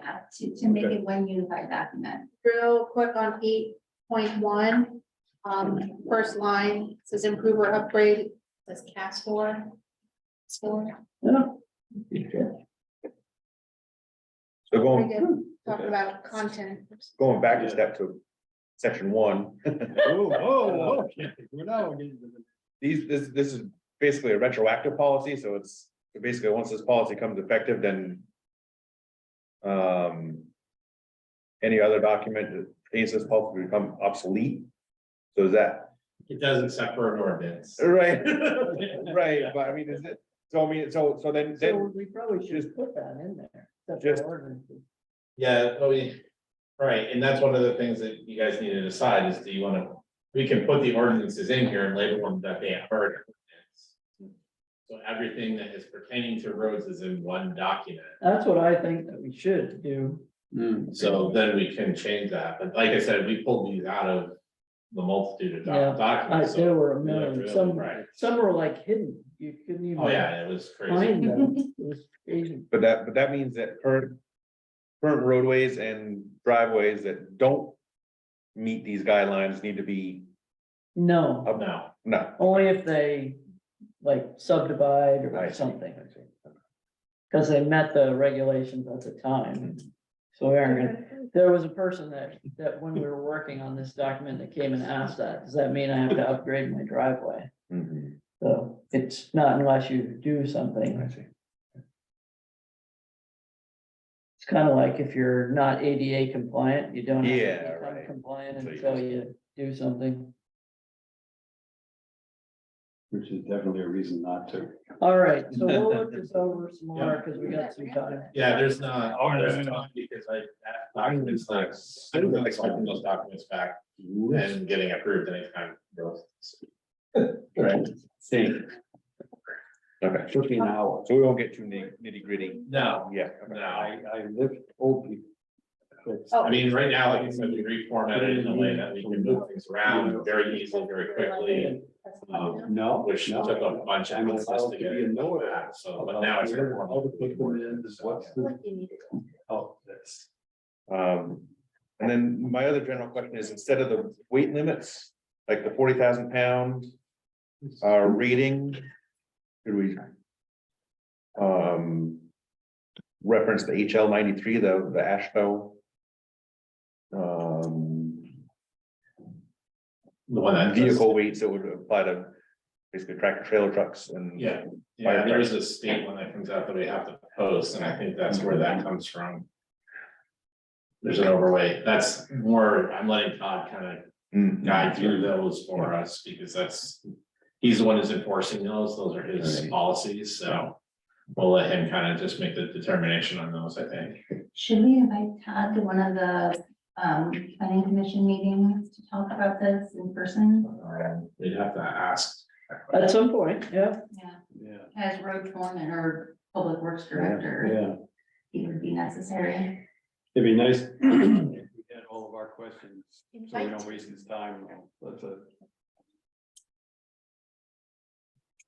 Yeah, he's not gonna wanna sit here and just shoot the shit for hours and. Well, we would have to, I think we would have to discuss that with the select board before we would invite him, Oh, because there's hours and hours and like overtime and billing, so. we can meet him for lunch someday if he bought us pizza. Then he wouldn't have to overtime. It'd only be the cost of the pizza.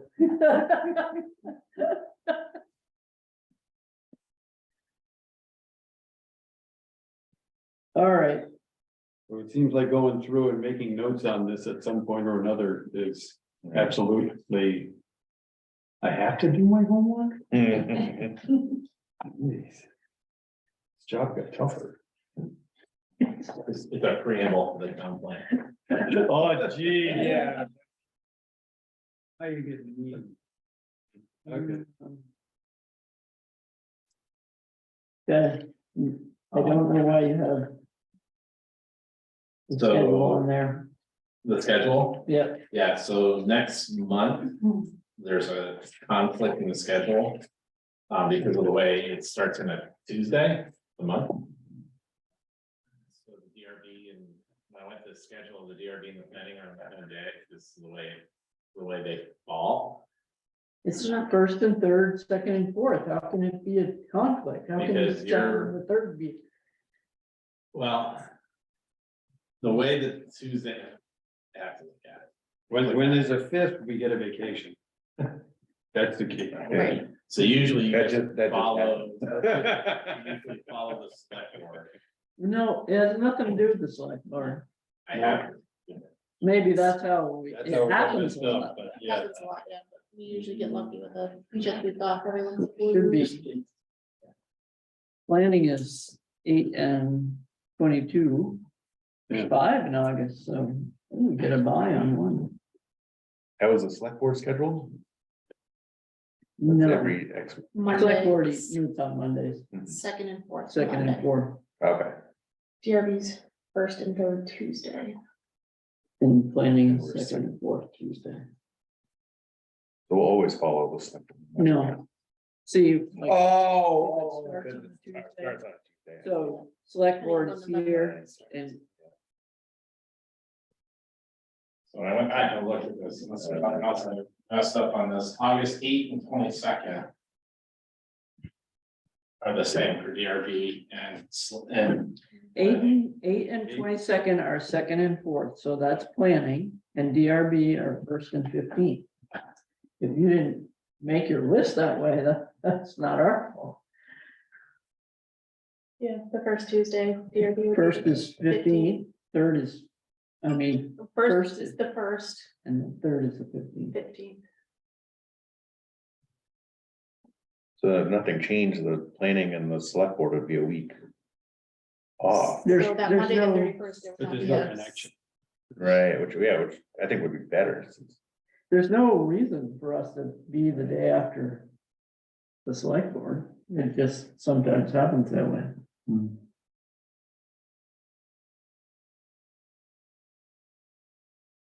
Anyway, I'm meeting almost every Monday and Tuesday. I just go with that. When I get 5 in a month, I'm like, woo-hoo. When you get a fifth, it's time to get a fifth.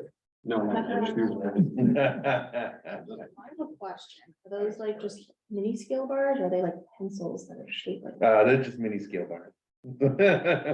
So cool. Yeah. Yes, they're really many. One of our advertising. Or, You can use those when we read maps in the DRB meetings, I never can figure out their scales.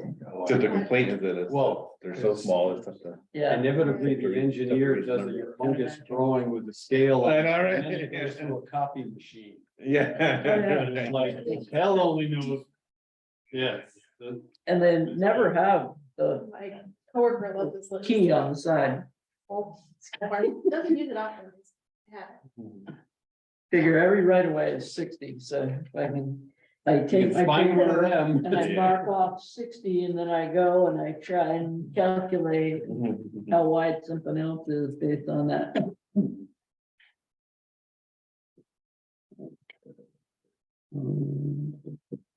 You all want to have given one away. Yeah. Aw, like, don't. Oh, there you go. Some of the regular size ones, I don't use them for. I Okay, gotta change the deer. It's a good drink starter. that's the only month I have. Yeah, but to that's share. part of it. Probably happens once in a great while. Okay. So our next meeting is 22nd, 27th. 27. Right, do you want? So I don't know what you wanna do on the 27th. If you wanna start something different, we're not gonna have, the road policy won't be ready for the 27th. And after last night's meeting, we won't have anything going for the town plan yet for the 27th, so I don't know what you wanna do with that one. So I mean, we might have the what are 27th. we? Some of the other agenda items that we just. The town on the town plan, They need to approve spending. oh, something. on And it. they So we didn't do asked that. for $6,000. One of the select board members suggested $35,000. Another Oh, one well, kind of that's- wavered around 20,000. And so they decided that the finance committee would look into it. So So they're it gonna get back to us. will with the number definitely be maybe that the we next can use. meeting. But So what was the request for? 6,000. To 6,000 do what?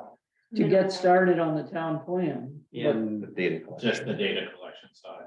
so that pays what for who, for how, for what to do? Well, it was the estimate that Northwest gave us so that we could go to other. Northwest pretty much said, we don't have time for you, but if we Right, could yeah, I got find that, time yeah. for you, it would cost about $6,000. So we could go to private groups and ask them Mhm. if we had approval to spend $6,000. Did you know that, I think the guy that ran for state, Yeah, you told me that, I haven't reached Yeah. out to him. yeah, I just, I've talked to a couple, if we might be able to speed up the process if we went with a private firm. They all charge about the same amount as Northwest Regional Is that charges. per hour or for the thing? We never got They all- numbers last time. I really would Okay. like So numbers, not just same ballpark. if we, the 6,000 was based upon what Northwest Regional gave us for the price for Okay. just data collection. right, So we were gonna see what we could get from others for that same dollar value if we could, but right. And the did select we, board made a change on that. last was time. there a motion on the table to spend $6,000 and get a few liters of Coke and some pizza and sit in the vault and look up some of these numbers or on our own, or? I don't want to do the data collection on our own. I think some of the other stuff we can do on our own. Well, and that's something that I would suggest is maybe at our next meeting, we all will have looked at. South Hero just rewrote theirs. It's not even approved yet, but they have the final version online so you can read it. Essex didn't do the last time they did theirs was in 2016, but theirs was awarded the best town plan in the state of Vermont. And it's very much nicer than many other town plans. So those are two that are worth reading.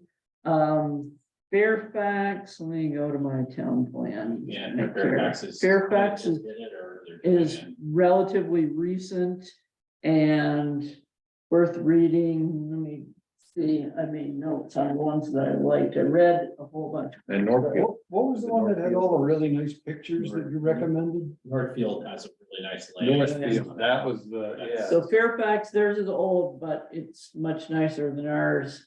They also did a town survey, which is available online, which has some interesting questions, and I thought it could easily be adapted to our Right. town.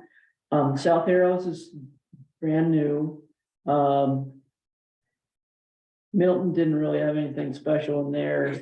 Essex is the one that won the award. They also, both South Hero and Essex have scenic views in their town plans.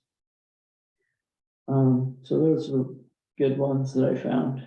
And, I'll go We're over looking them. at the South Hero Town Plan right now. It says the town received a grant from Agency of Commerce and Community Development to complete this town plan update. And the town plan is working with Northwest Regional Planning Commission to conduct the public outreach and draft the outdated plan. So how can we get this? I found the draft, but let me see if I can figure out. We how can I get a do it. grant from the Agency of Commerce. No, the problem is timing. We could have gotten a grant, but we didn't apply for it last year, and if we wait until this next year, we need to be finished before the grant, we'll get the grant towards the end of the time. We may be able to get a grant to cover a little bit of our costs, but not to cover all of our costs, that's the. It would mean writing a lot of IOUs. Yeah. So we missed the boat on that one. Yeah. Let me see, South Hero.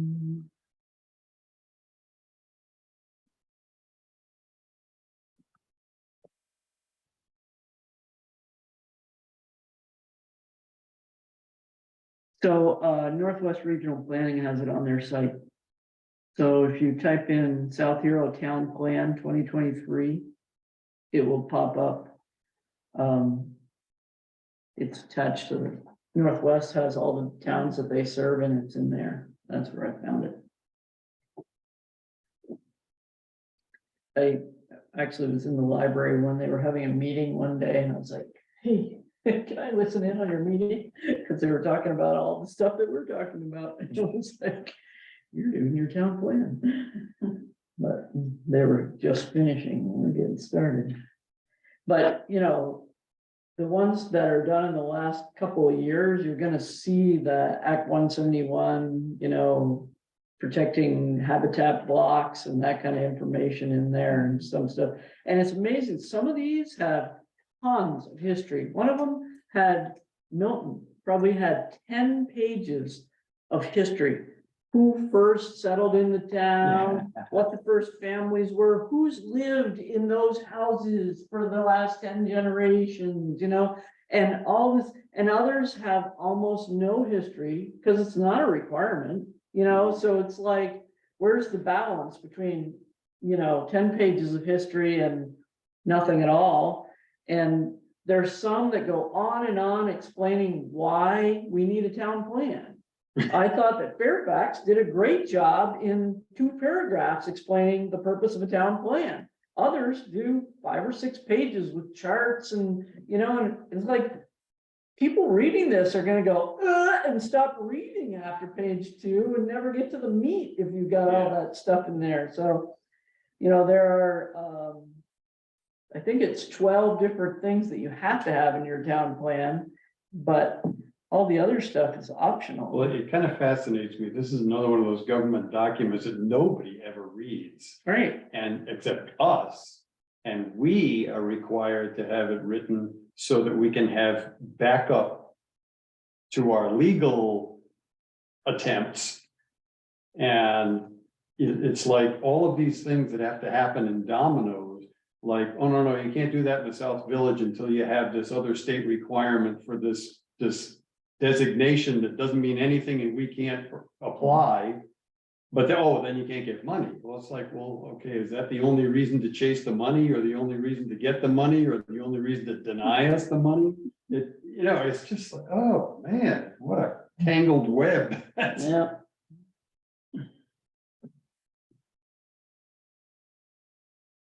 So, That's my idea, is to spend a little time looking at these other plans and, you know, make notes of things that you like and things that you don't like. Some people use all pie charts. One town did these weird charts that were like squares. And so like a quarter of the square would be colored and then a little box here randomly in the square would be, you know, so it was breaking out the same percentages, but it was so hard to look at. It's like, because you're not used to looking at that. Right. You're used to pie charts, you know, and you're like, oh, what is this? Weird, it looked like modern art, not a percentage chart, you know? So So, everybody get into the habit of using those, the computer generated, but the size of a word is how many times it gets used in the document. And then it also fades in how much ink they use as it gets smaller, because it's less used in the document, you know. It's it gives you a quick, you can glance at it quick and get what it means, but like, that's really weird. it makes a document into a piece of art. in It my does, opinion. it does. Okay, so we should be trying to glean which questions for these, or ways of doing them, or Well, people who have done them. Things you or- like, things you don't like. That's, you know, look at ours and look at some of these others and say, wow, here's a section of ours that just doesn't even need to be there, or we need to enhance it, or, you know, maybe we need some charts and pictures, so it's not just text or whatever. And like Act 171, the habitat block's not in ours. So that'll be something we're adding. Some of these, I think, maybe all of them have this historic village designation stuff in there, and we need to enhance ours. I think we mentioned historic villages in ours. So, okay, so there again, we were working feverishly at one point on this area, going up to the school and down to the, But supposedly the language in our current town plan is not enough for the application. Wasn't when we were working on It it. was when we were working on it, but a different person looked at it and said it's not. So, Well, his historic village and Newtown Center, are two different things. well, yes. and they're also, again, tied to money. So it's not just that the town would like to The refer big- to this. the or big develop purpose this of, as something, it's, the purpose is to get money. Yeah, the purpose to get any one of those designations in your town is it helps you when you apply for grants. Any grant for anything, anywhere in your town, it moves you up on the list. It gives you bonus points. We're one of the few towns that doesn't get bonus. Doesn't have any bonus. I think we're just leveling the playing field. If we get in, we won't really be getting bonus Yeah, points. We'll be exactly. getting up on the same level as everybody else, because we're one of the last ones to get in on it, but. Or get to the wedding after the bride's left.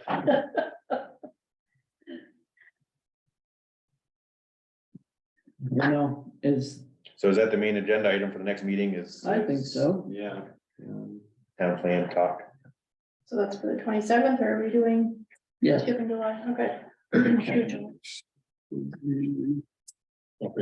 For, you know, the minutes. oh, yes, minutes. I wrote on that, so I forgot I had them. We have a minute from May 23rd.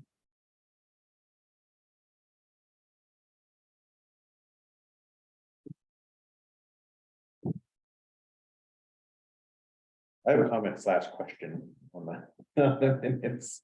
It just, it was confusing for a second when you're reading through this. It's, it says, present, yada, yada, yada, absent, yada, yada.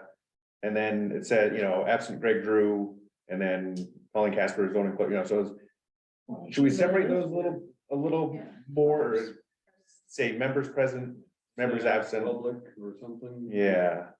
Or others present or something. Yeah, I didn't even catch that. Looks like you guys were all on, including Kevin Camisa. Right, who was attendee, who was absent? And I don't know why intertext here is there. Line 19. Hmm. The line 6, number We 1, just got all the minutes orders with is 7 numbers on. p.m. Switch that to 6:30. Oh, I did notice that earlier too. Yeah, sorry about that. I was looking at my, and I was like, okay, they already began. I think on the Oh, yeah. agenda, it says 7 in one place and then 6:30 in another too, doesn't it? I've gotta go in and have. There's a template that I have to have them change to change the time. I There's did. a learning curve to this. They haven't done it yet. I've been noticing that, okay. Yeah. 28, says data may be expired information. I think maybe data may include expired information. It's data and information are kind of the same. Data may be expired. Or just data may be expired.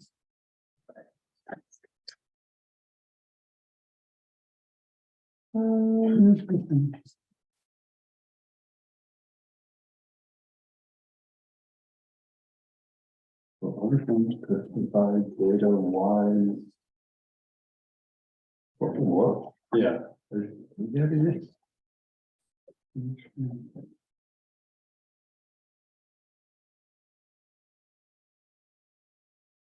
Oh, okay.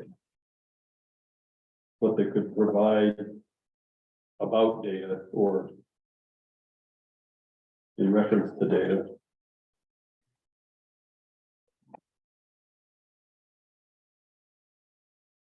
Starting on line 31, that last sentence, municipal funds run deep in various factions throughout the state of Vermont for town development. Is it like, I thought that was funds available to municipalities, not that we have the funds that run deep throughout the state.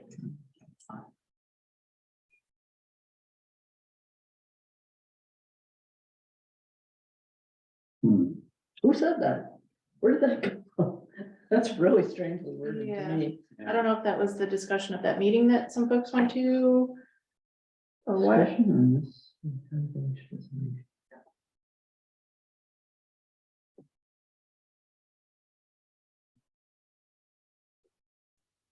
The time and, I guess skip You it could down, just leave the first sentence in there, which pretty much says, right? Yeah, and then leave What out you- the second the sentence. second sentence is, Yeah, let's just strike the. just second seems sentence. strangely worded to me. Yeah. It kind of indicates that the funds are tied up, but that's an odd way to say it. And just, yeah, you're better off with just the first half. So remove that last one, last sentence. And then on line 34, much depends on the time and availability that of us, of the town, the contractors, whose time and whose availability. Hmm. Oh, should say, It's whoever it is that's going to be completing the town project or approving the town project. it almost sounds like it's the town's availability, the way that's written. So maybe we could just add, availability of whoever we contract, or something, Or another consultant. yeah, availability Of of consultants. consultants for town of Georgia to move forward. Or of help. Yeah. And then just kind of to clarify with the naming conventions, we're just doing last names, not first initial, last names, just want to know what we're doing for voting. To show not just last names or, I think, yeah, when uploaded, it just immediately takes whoever is in there, so it's the computer program. I'm not sure if that's something that can be. It'd be fine until you get two people with the same last name. yeah. It's a small town, that's possible. yeah. Hmm. Let's see, lots of weight, And I'm a wait, but. lots of Johnsons. Brown's pretty common. Tony's the one that's got it made.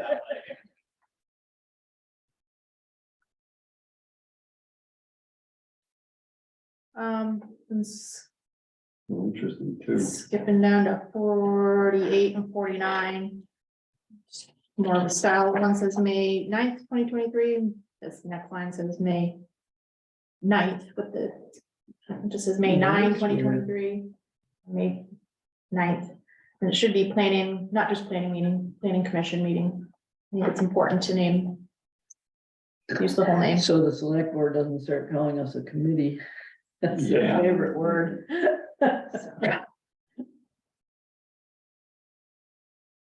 And then on line 56, it just is, I'm assuming it should be planning commission next meeting agenda, not just plan. No, we were trying to plan what we were Oh, doing. okay. That is right. Okay.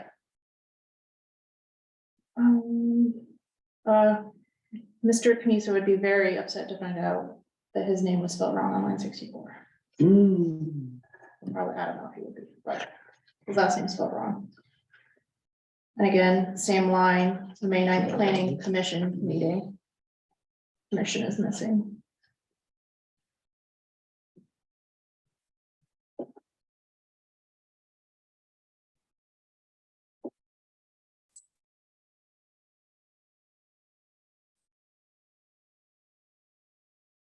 And then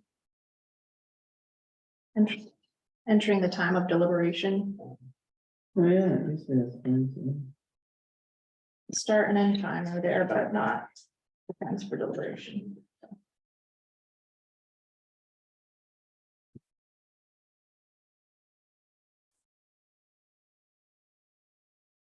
Anything else?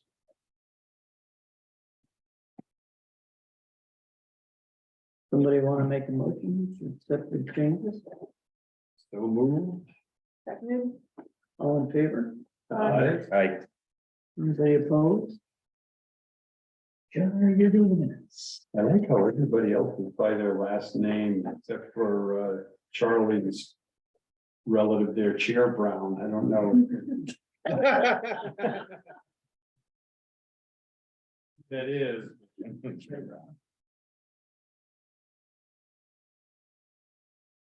Anything else? Even earlier than last time. Wow. We're gonna get more to do. No, when we get into the town plan. I think next time. Pack a snack for that one. so we had some, so planning the next agenda from last meeting, we had some things we were gonna talk about, but What happened? One, table those for. Right, because, yeah, right. The inclusion and ethics policy, we're gonna wait for the town one, which is written, but they're talking to somebody about the legality of some of the tweaking there before it gets approved. I think for all we did, roads policy we're working on, town plan we're working on. And then this was just kind of a list of a bunch of other things that we wanted to, like 6123, that's part of our big list.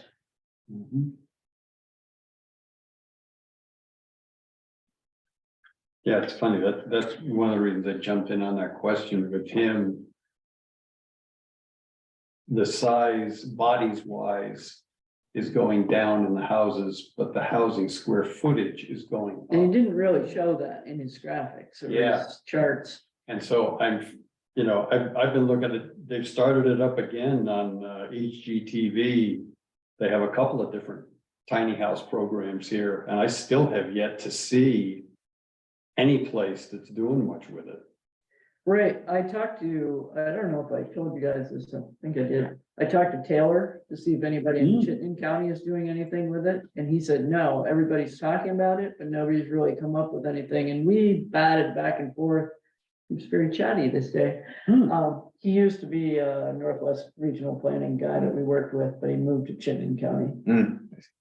And so he kind of batted around some things like, could you, sort of like a trailer park, I guess, that's maybe not the right word, but Well, that's. to say you could have X number of tiny house units on a lot and have a common building that is your wastewater and whatever, you know, so you all shared, like if you went to a campground and you pitched a tent or whatever, you go and use the community bathroom and you could have a community whatever else in there as a one building that everybody shares. But he said nobody's really worked out the details of those kind of Again, different it's a, options. Cause the whole idea is you don't want a whole lot if you're living in a tiny house. right, And most of them, not all of them, but a lot of them are built portable. So they could be an ADU at somebody's house, but they don't have septic generally. And they don't have water, so there's some gray area there, cause the state wouldn't deem that.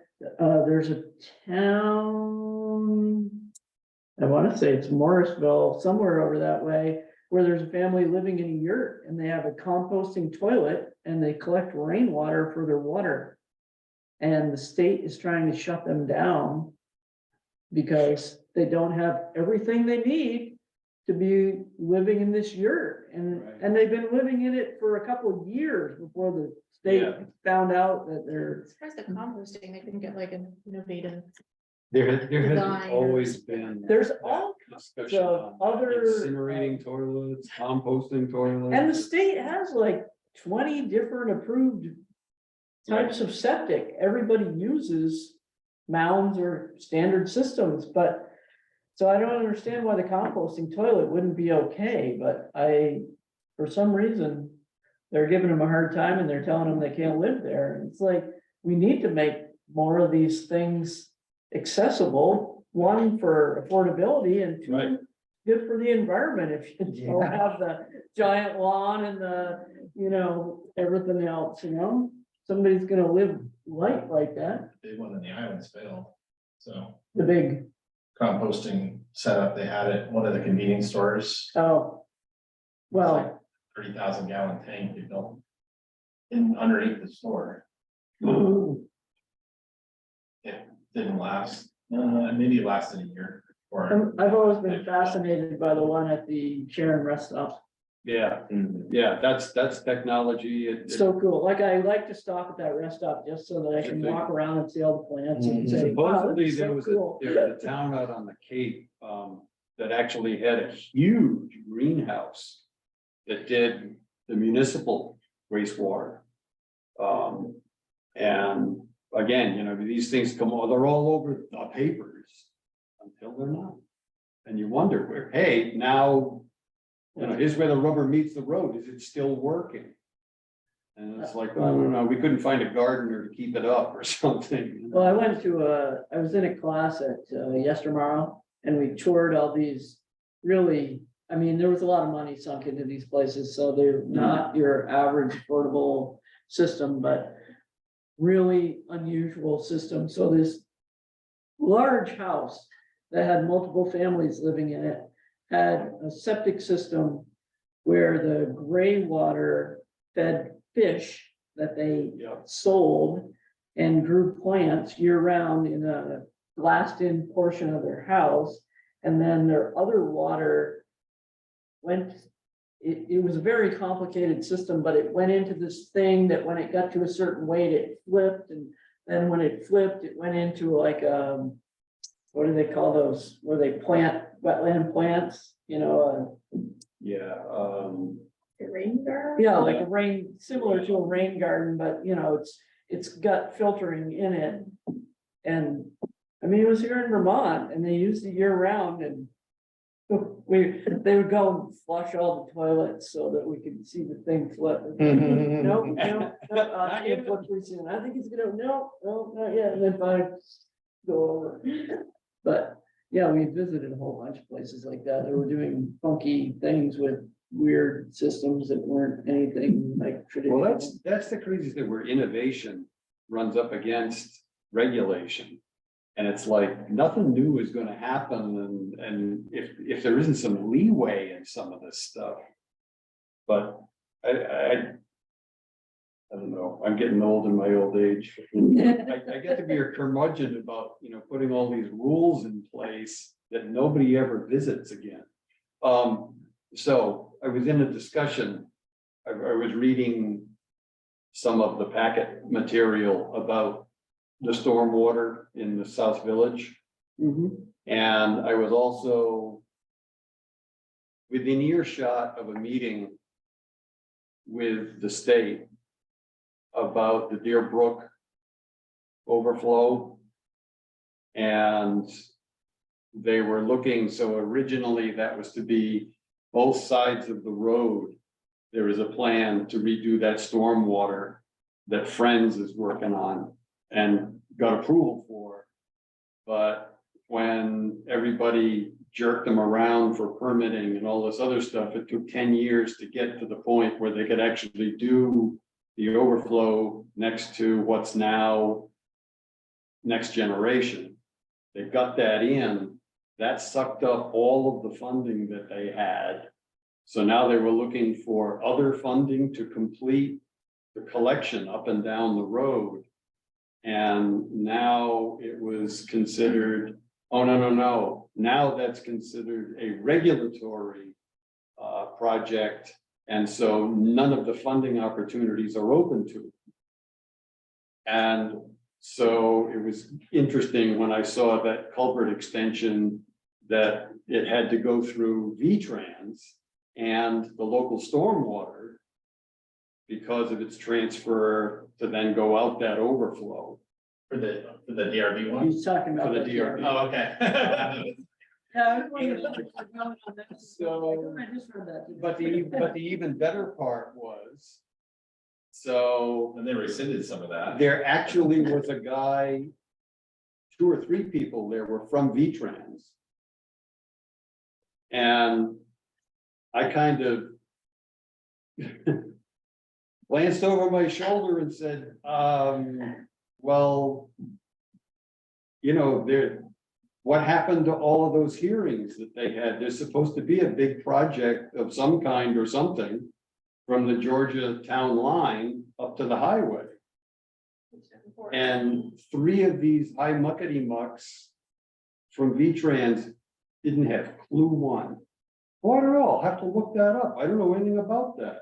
And Kent says, I spent like 3 days testifying for this stupid thing. And they didn't know anything about it.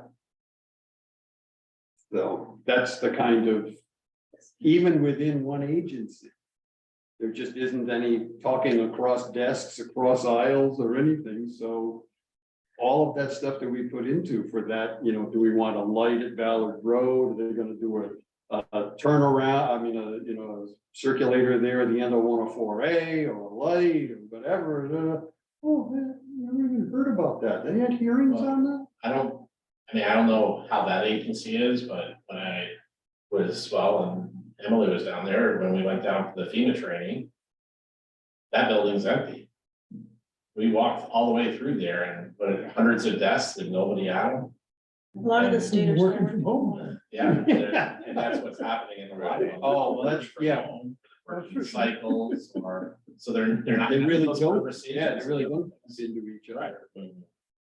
But you'd think that there'd be, you know, each pod would be, there'd be a flow chart going up to the top so that the top knows what's going down in the trenches. And I thought this thing, I mean, how long those hearings went on for a couple, there was a big thing. Mhm. And it's fascinating that nobody else in V-Trans, oh, I didn't hear about that. So, There's so many projects, they just can't keep track. or maybe it's like, as long as you get their input, we can ignore them. That's I don't know, but that was an interesting one, that, you know, so right now, that project is dead in the water because it was a public group that was able to get funding through different sources. They pulled all this stuff together to get that thing corrected, or most of the South Village would have slid off into the Deer Brook. And they got that part of it solidified and rebuilt. But now they can't complete the rest of it because the state's changed their requirements or changed their application things, so.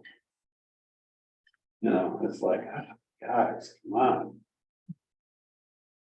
So I don't know how because we had in the South Village plan. How did we work that out with where we were gonna put sidewalks and park benches and trees and that all had to be outside of the state right of way? Or? Yeah, along like 104A and 7, yes. It's So my understanding already is we wanted like a crosswalk, then we'd have to take over that section. in the town, will Route not 7. take over anything, so that's. not Yeah, that's a happening. whole nother thing. So we have these beautiful walkways and tree-lined streets. With the Grand Canyon between that and the pavement and. Mhm.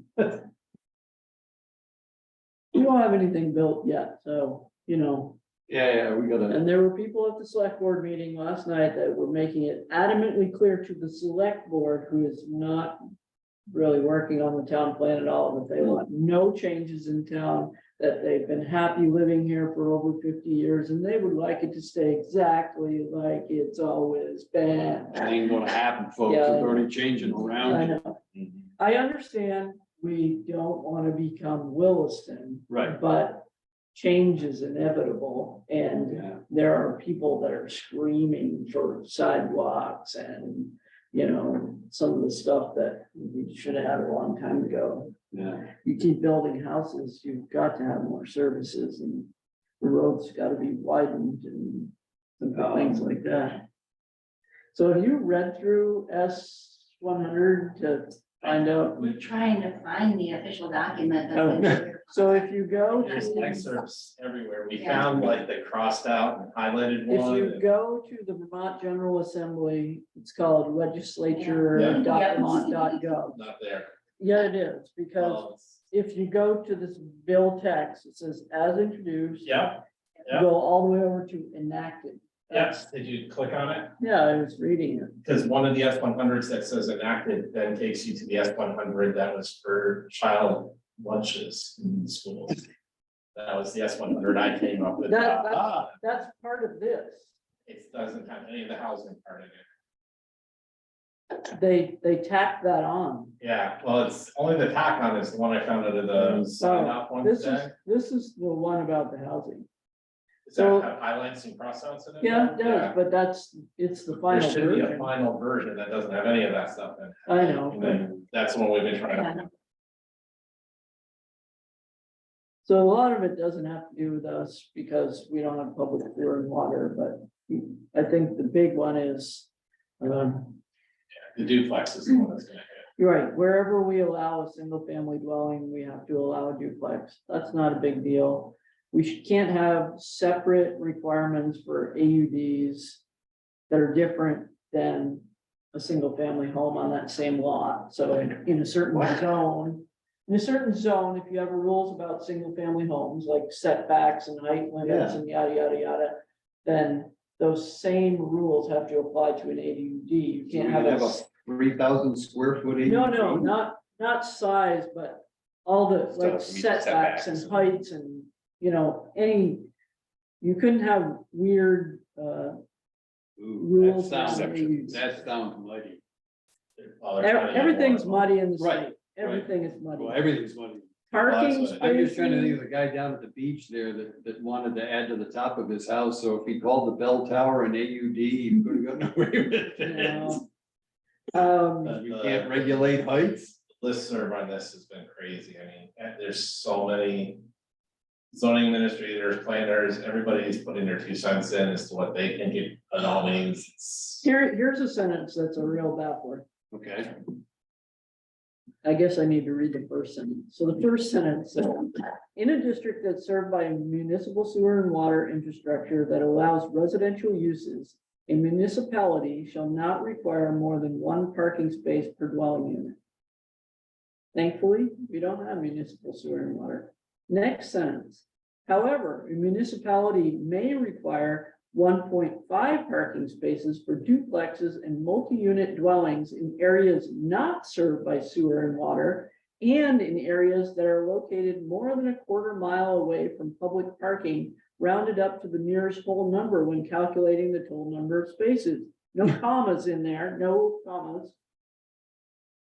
So does that mean if you don't have sewer and water, you can require 1.5 spaces? Or does it mean if you don't have sewer and water and no public parking? I mean, Wow. it is so poorly written, it's unbelievable. So I think that one will come and bite us at some point.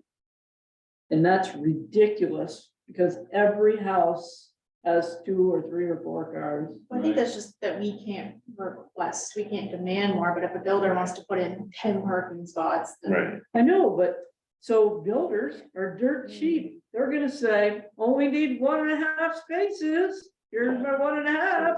I don't know where the other person's gonna park their vehicle. So 6 units is only gonna have 99. Yeah, you're gonna have cars parked all over the place. And where we started doing our request for a turnaround, so you didn't back out into the street. We can Wonderful. still do that. We don't call those parking spaces. We call them turnarounds. That's in the driveway regs.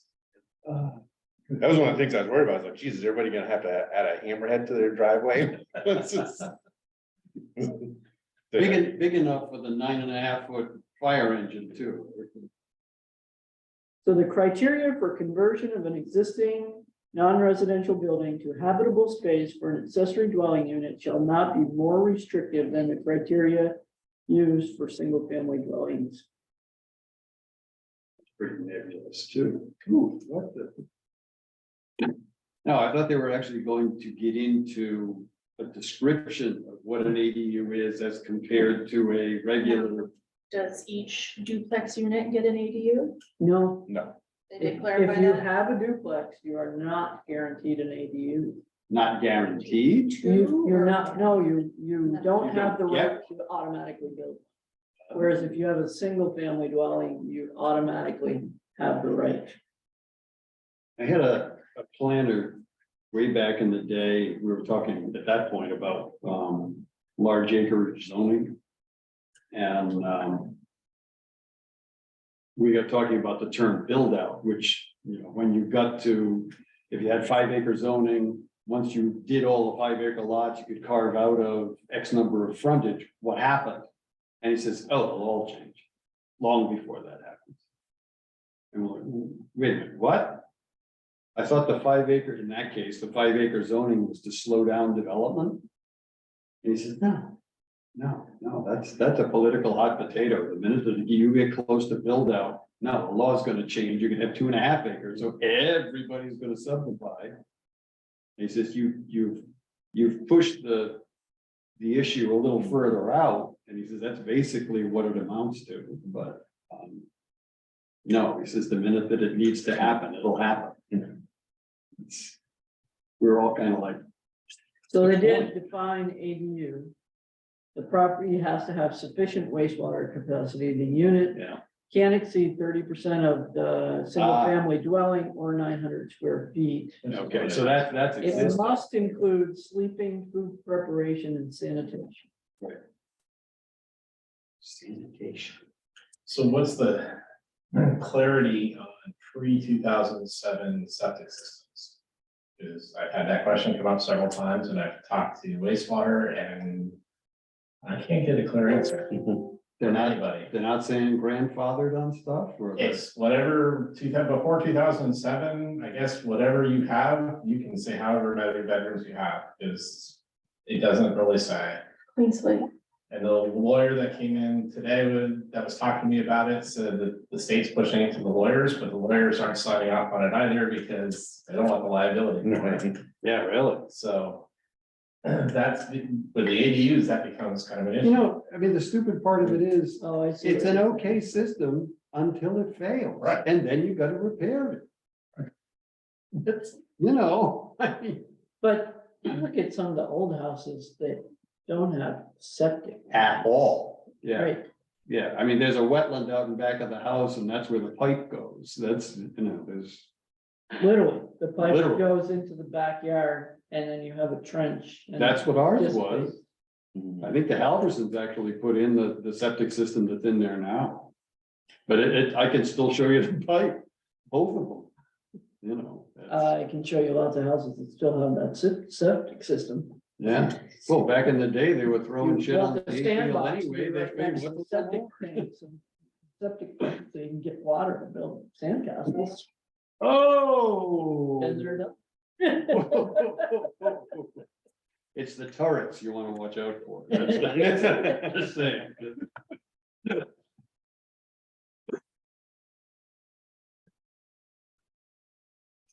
Yeah, it's a fascinating thing to do. Wastewater can be a little, we got a squirrely answer from them about even it in the same footprint, like internal ADU, whether or not the installation of more, you know, the moving of pipes and now putting a bathroom in, I know it's by bedrooms, we're like, well, can you determine that they don't need a wastewater permit or an amendment? They're like, we can't make the determination. We certainly can't. Yeah, You won't give a really. determination to them, they're like, we'll have them reach out to a septic design, like, we're not gonna make everybody contact a septic design. That's To crazy. find out they To don't find have out to. If Right. they need to You're reach right. out and get that, like, that's, yeah, you should be. If anybody spent any time in Europe, 1960 in Germany.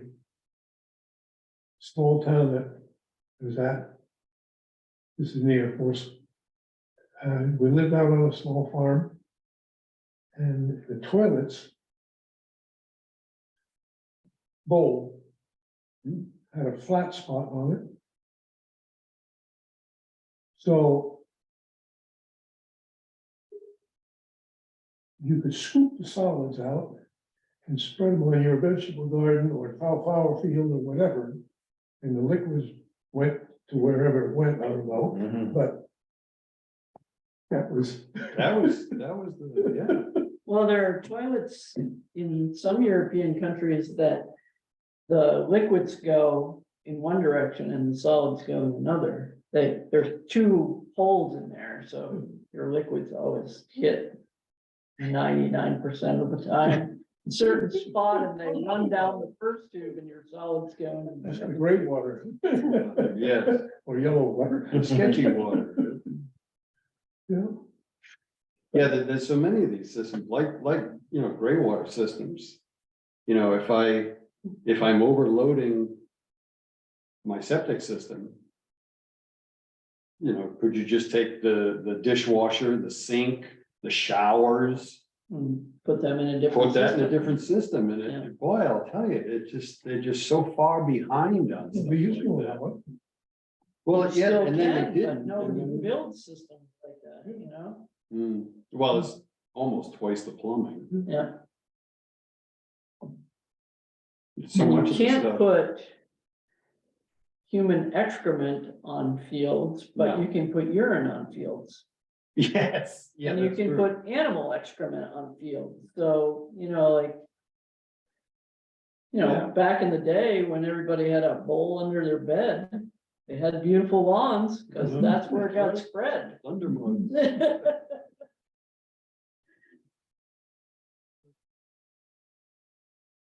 Or that's where all the really cool antique archaeology happens, is where the Sears catalog used to get tossed.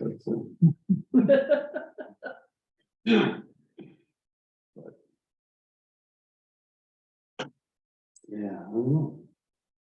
So if this automatically goes into effect on July 1, even if your regulations don't say. Procedure regulations, it's already said that. It does say that in there, We that, just gotta, other than the duplexes, we gotta figure out what else actually affects us. Yeah, And I'm then not whenever sure. the development regulations get updated again, you have to, we'll have to include that. will we need to do one of those temporary things? Well, that's what I was wondering if we needed to, but he said no. so it It's, says it right. in the affects document that- every town, so, Hmm. you know, every town doing a interim. Zoning thing? Do we need to prioritize an S-100? Study and meeting before But it sounds like town you plan? guys are looking into it, Yeah, we're trying to, They're just. maybe in the next 2 weeks. there's Get a an meeting. actual- Oh, tomorrow. the LCT meeting tomorrow, I think that's gonna be the topic of discussion at that meeting, so.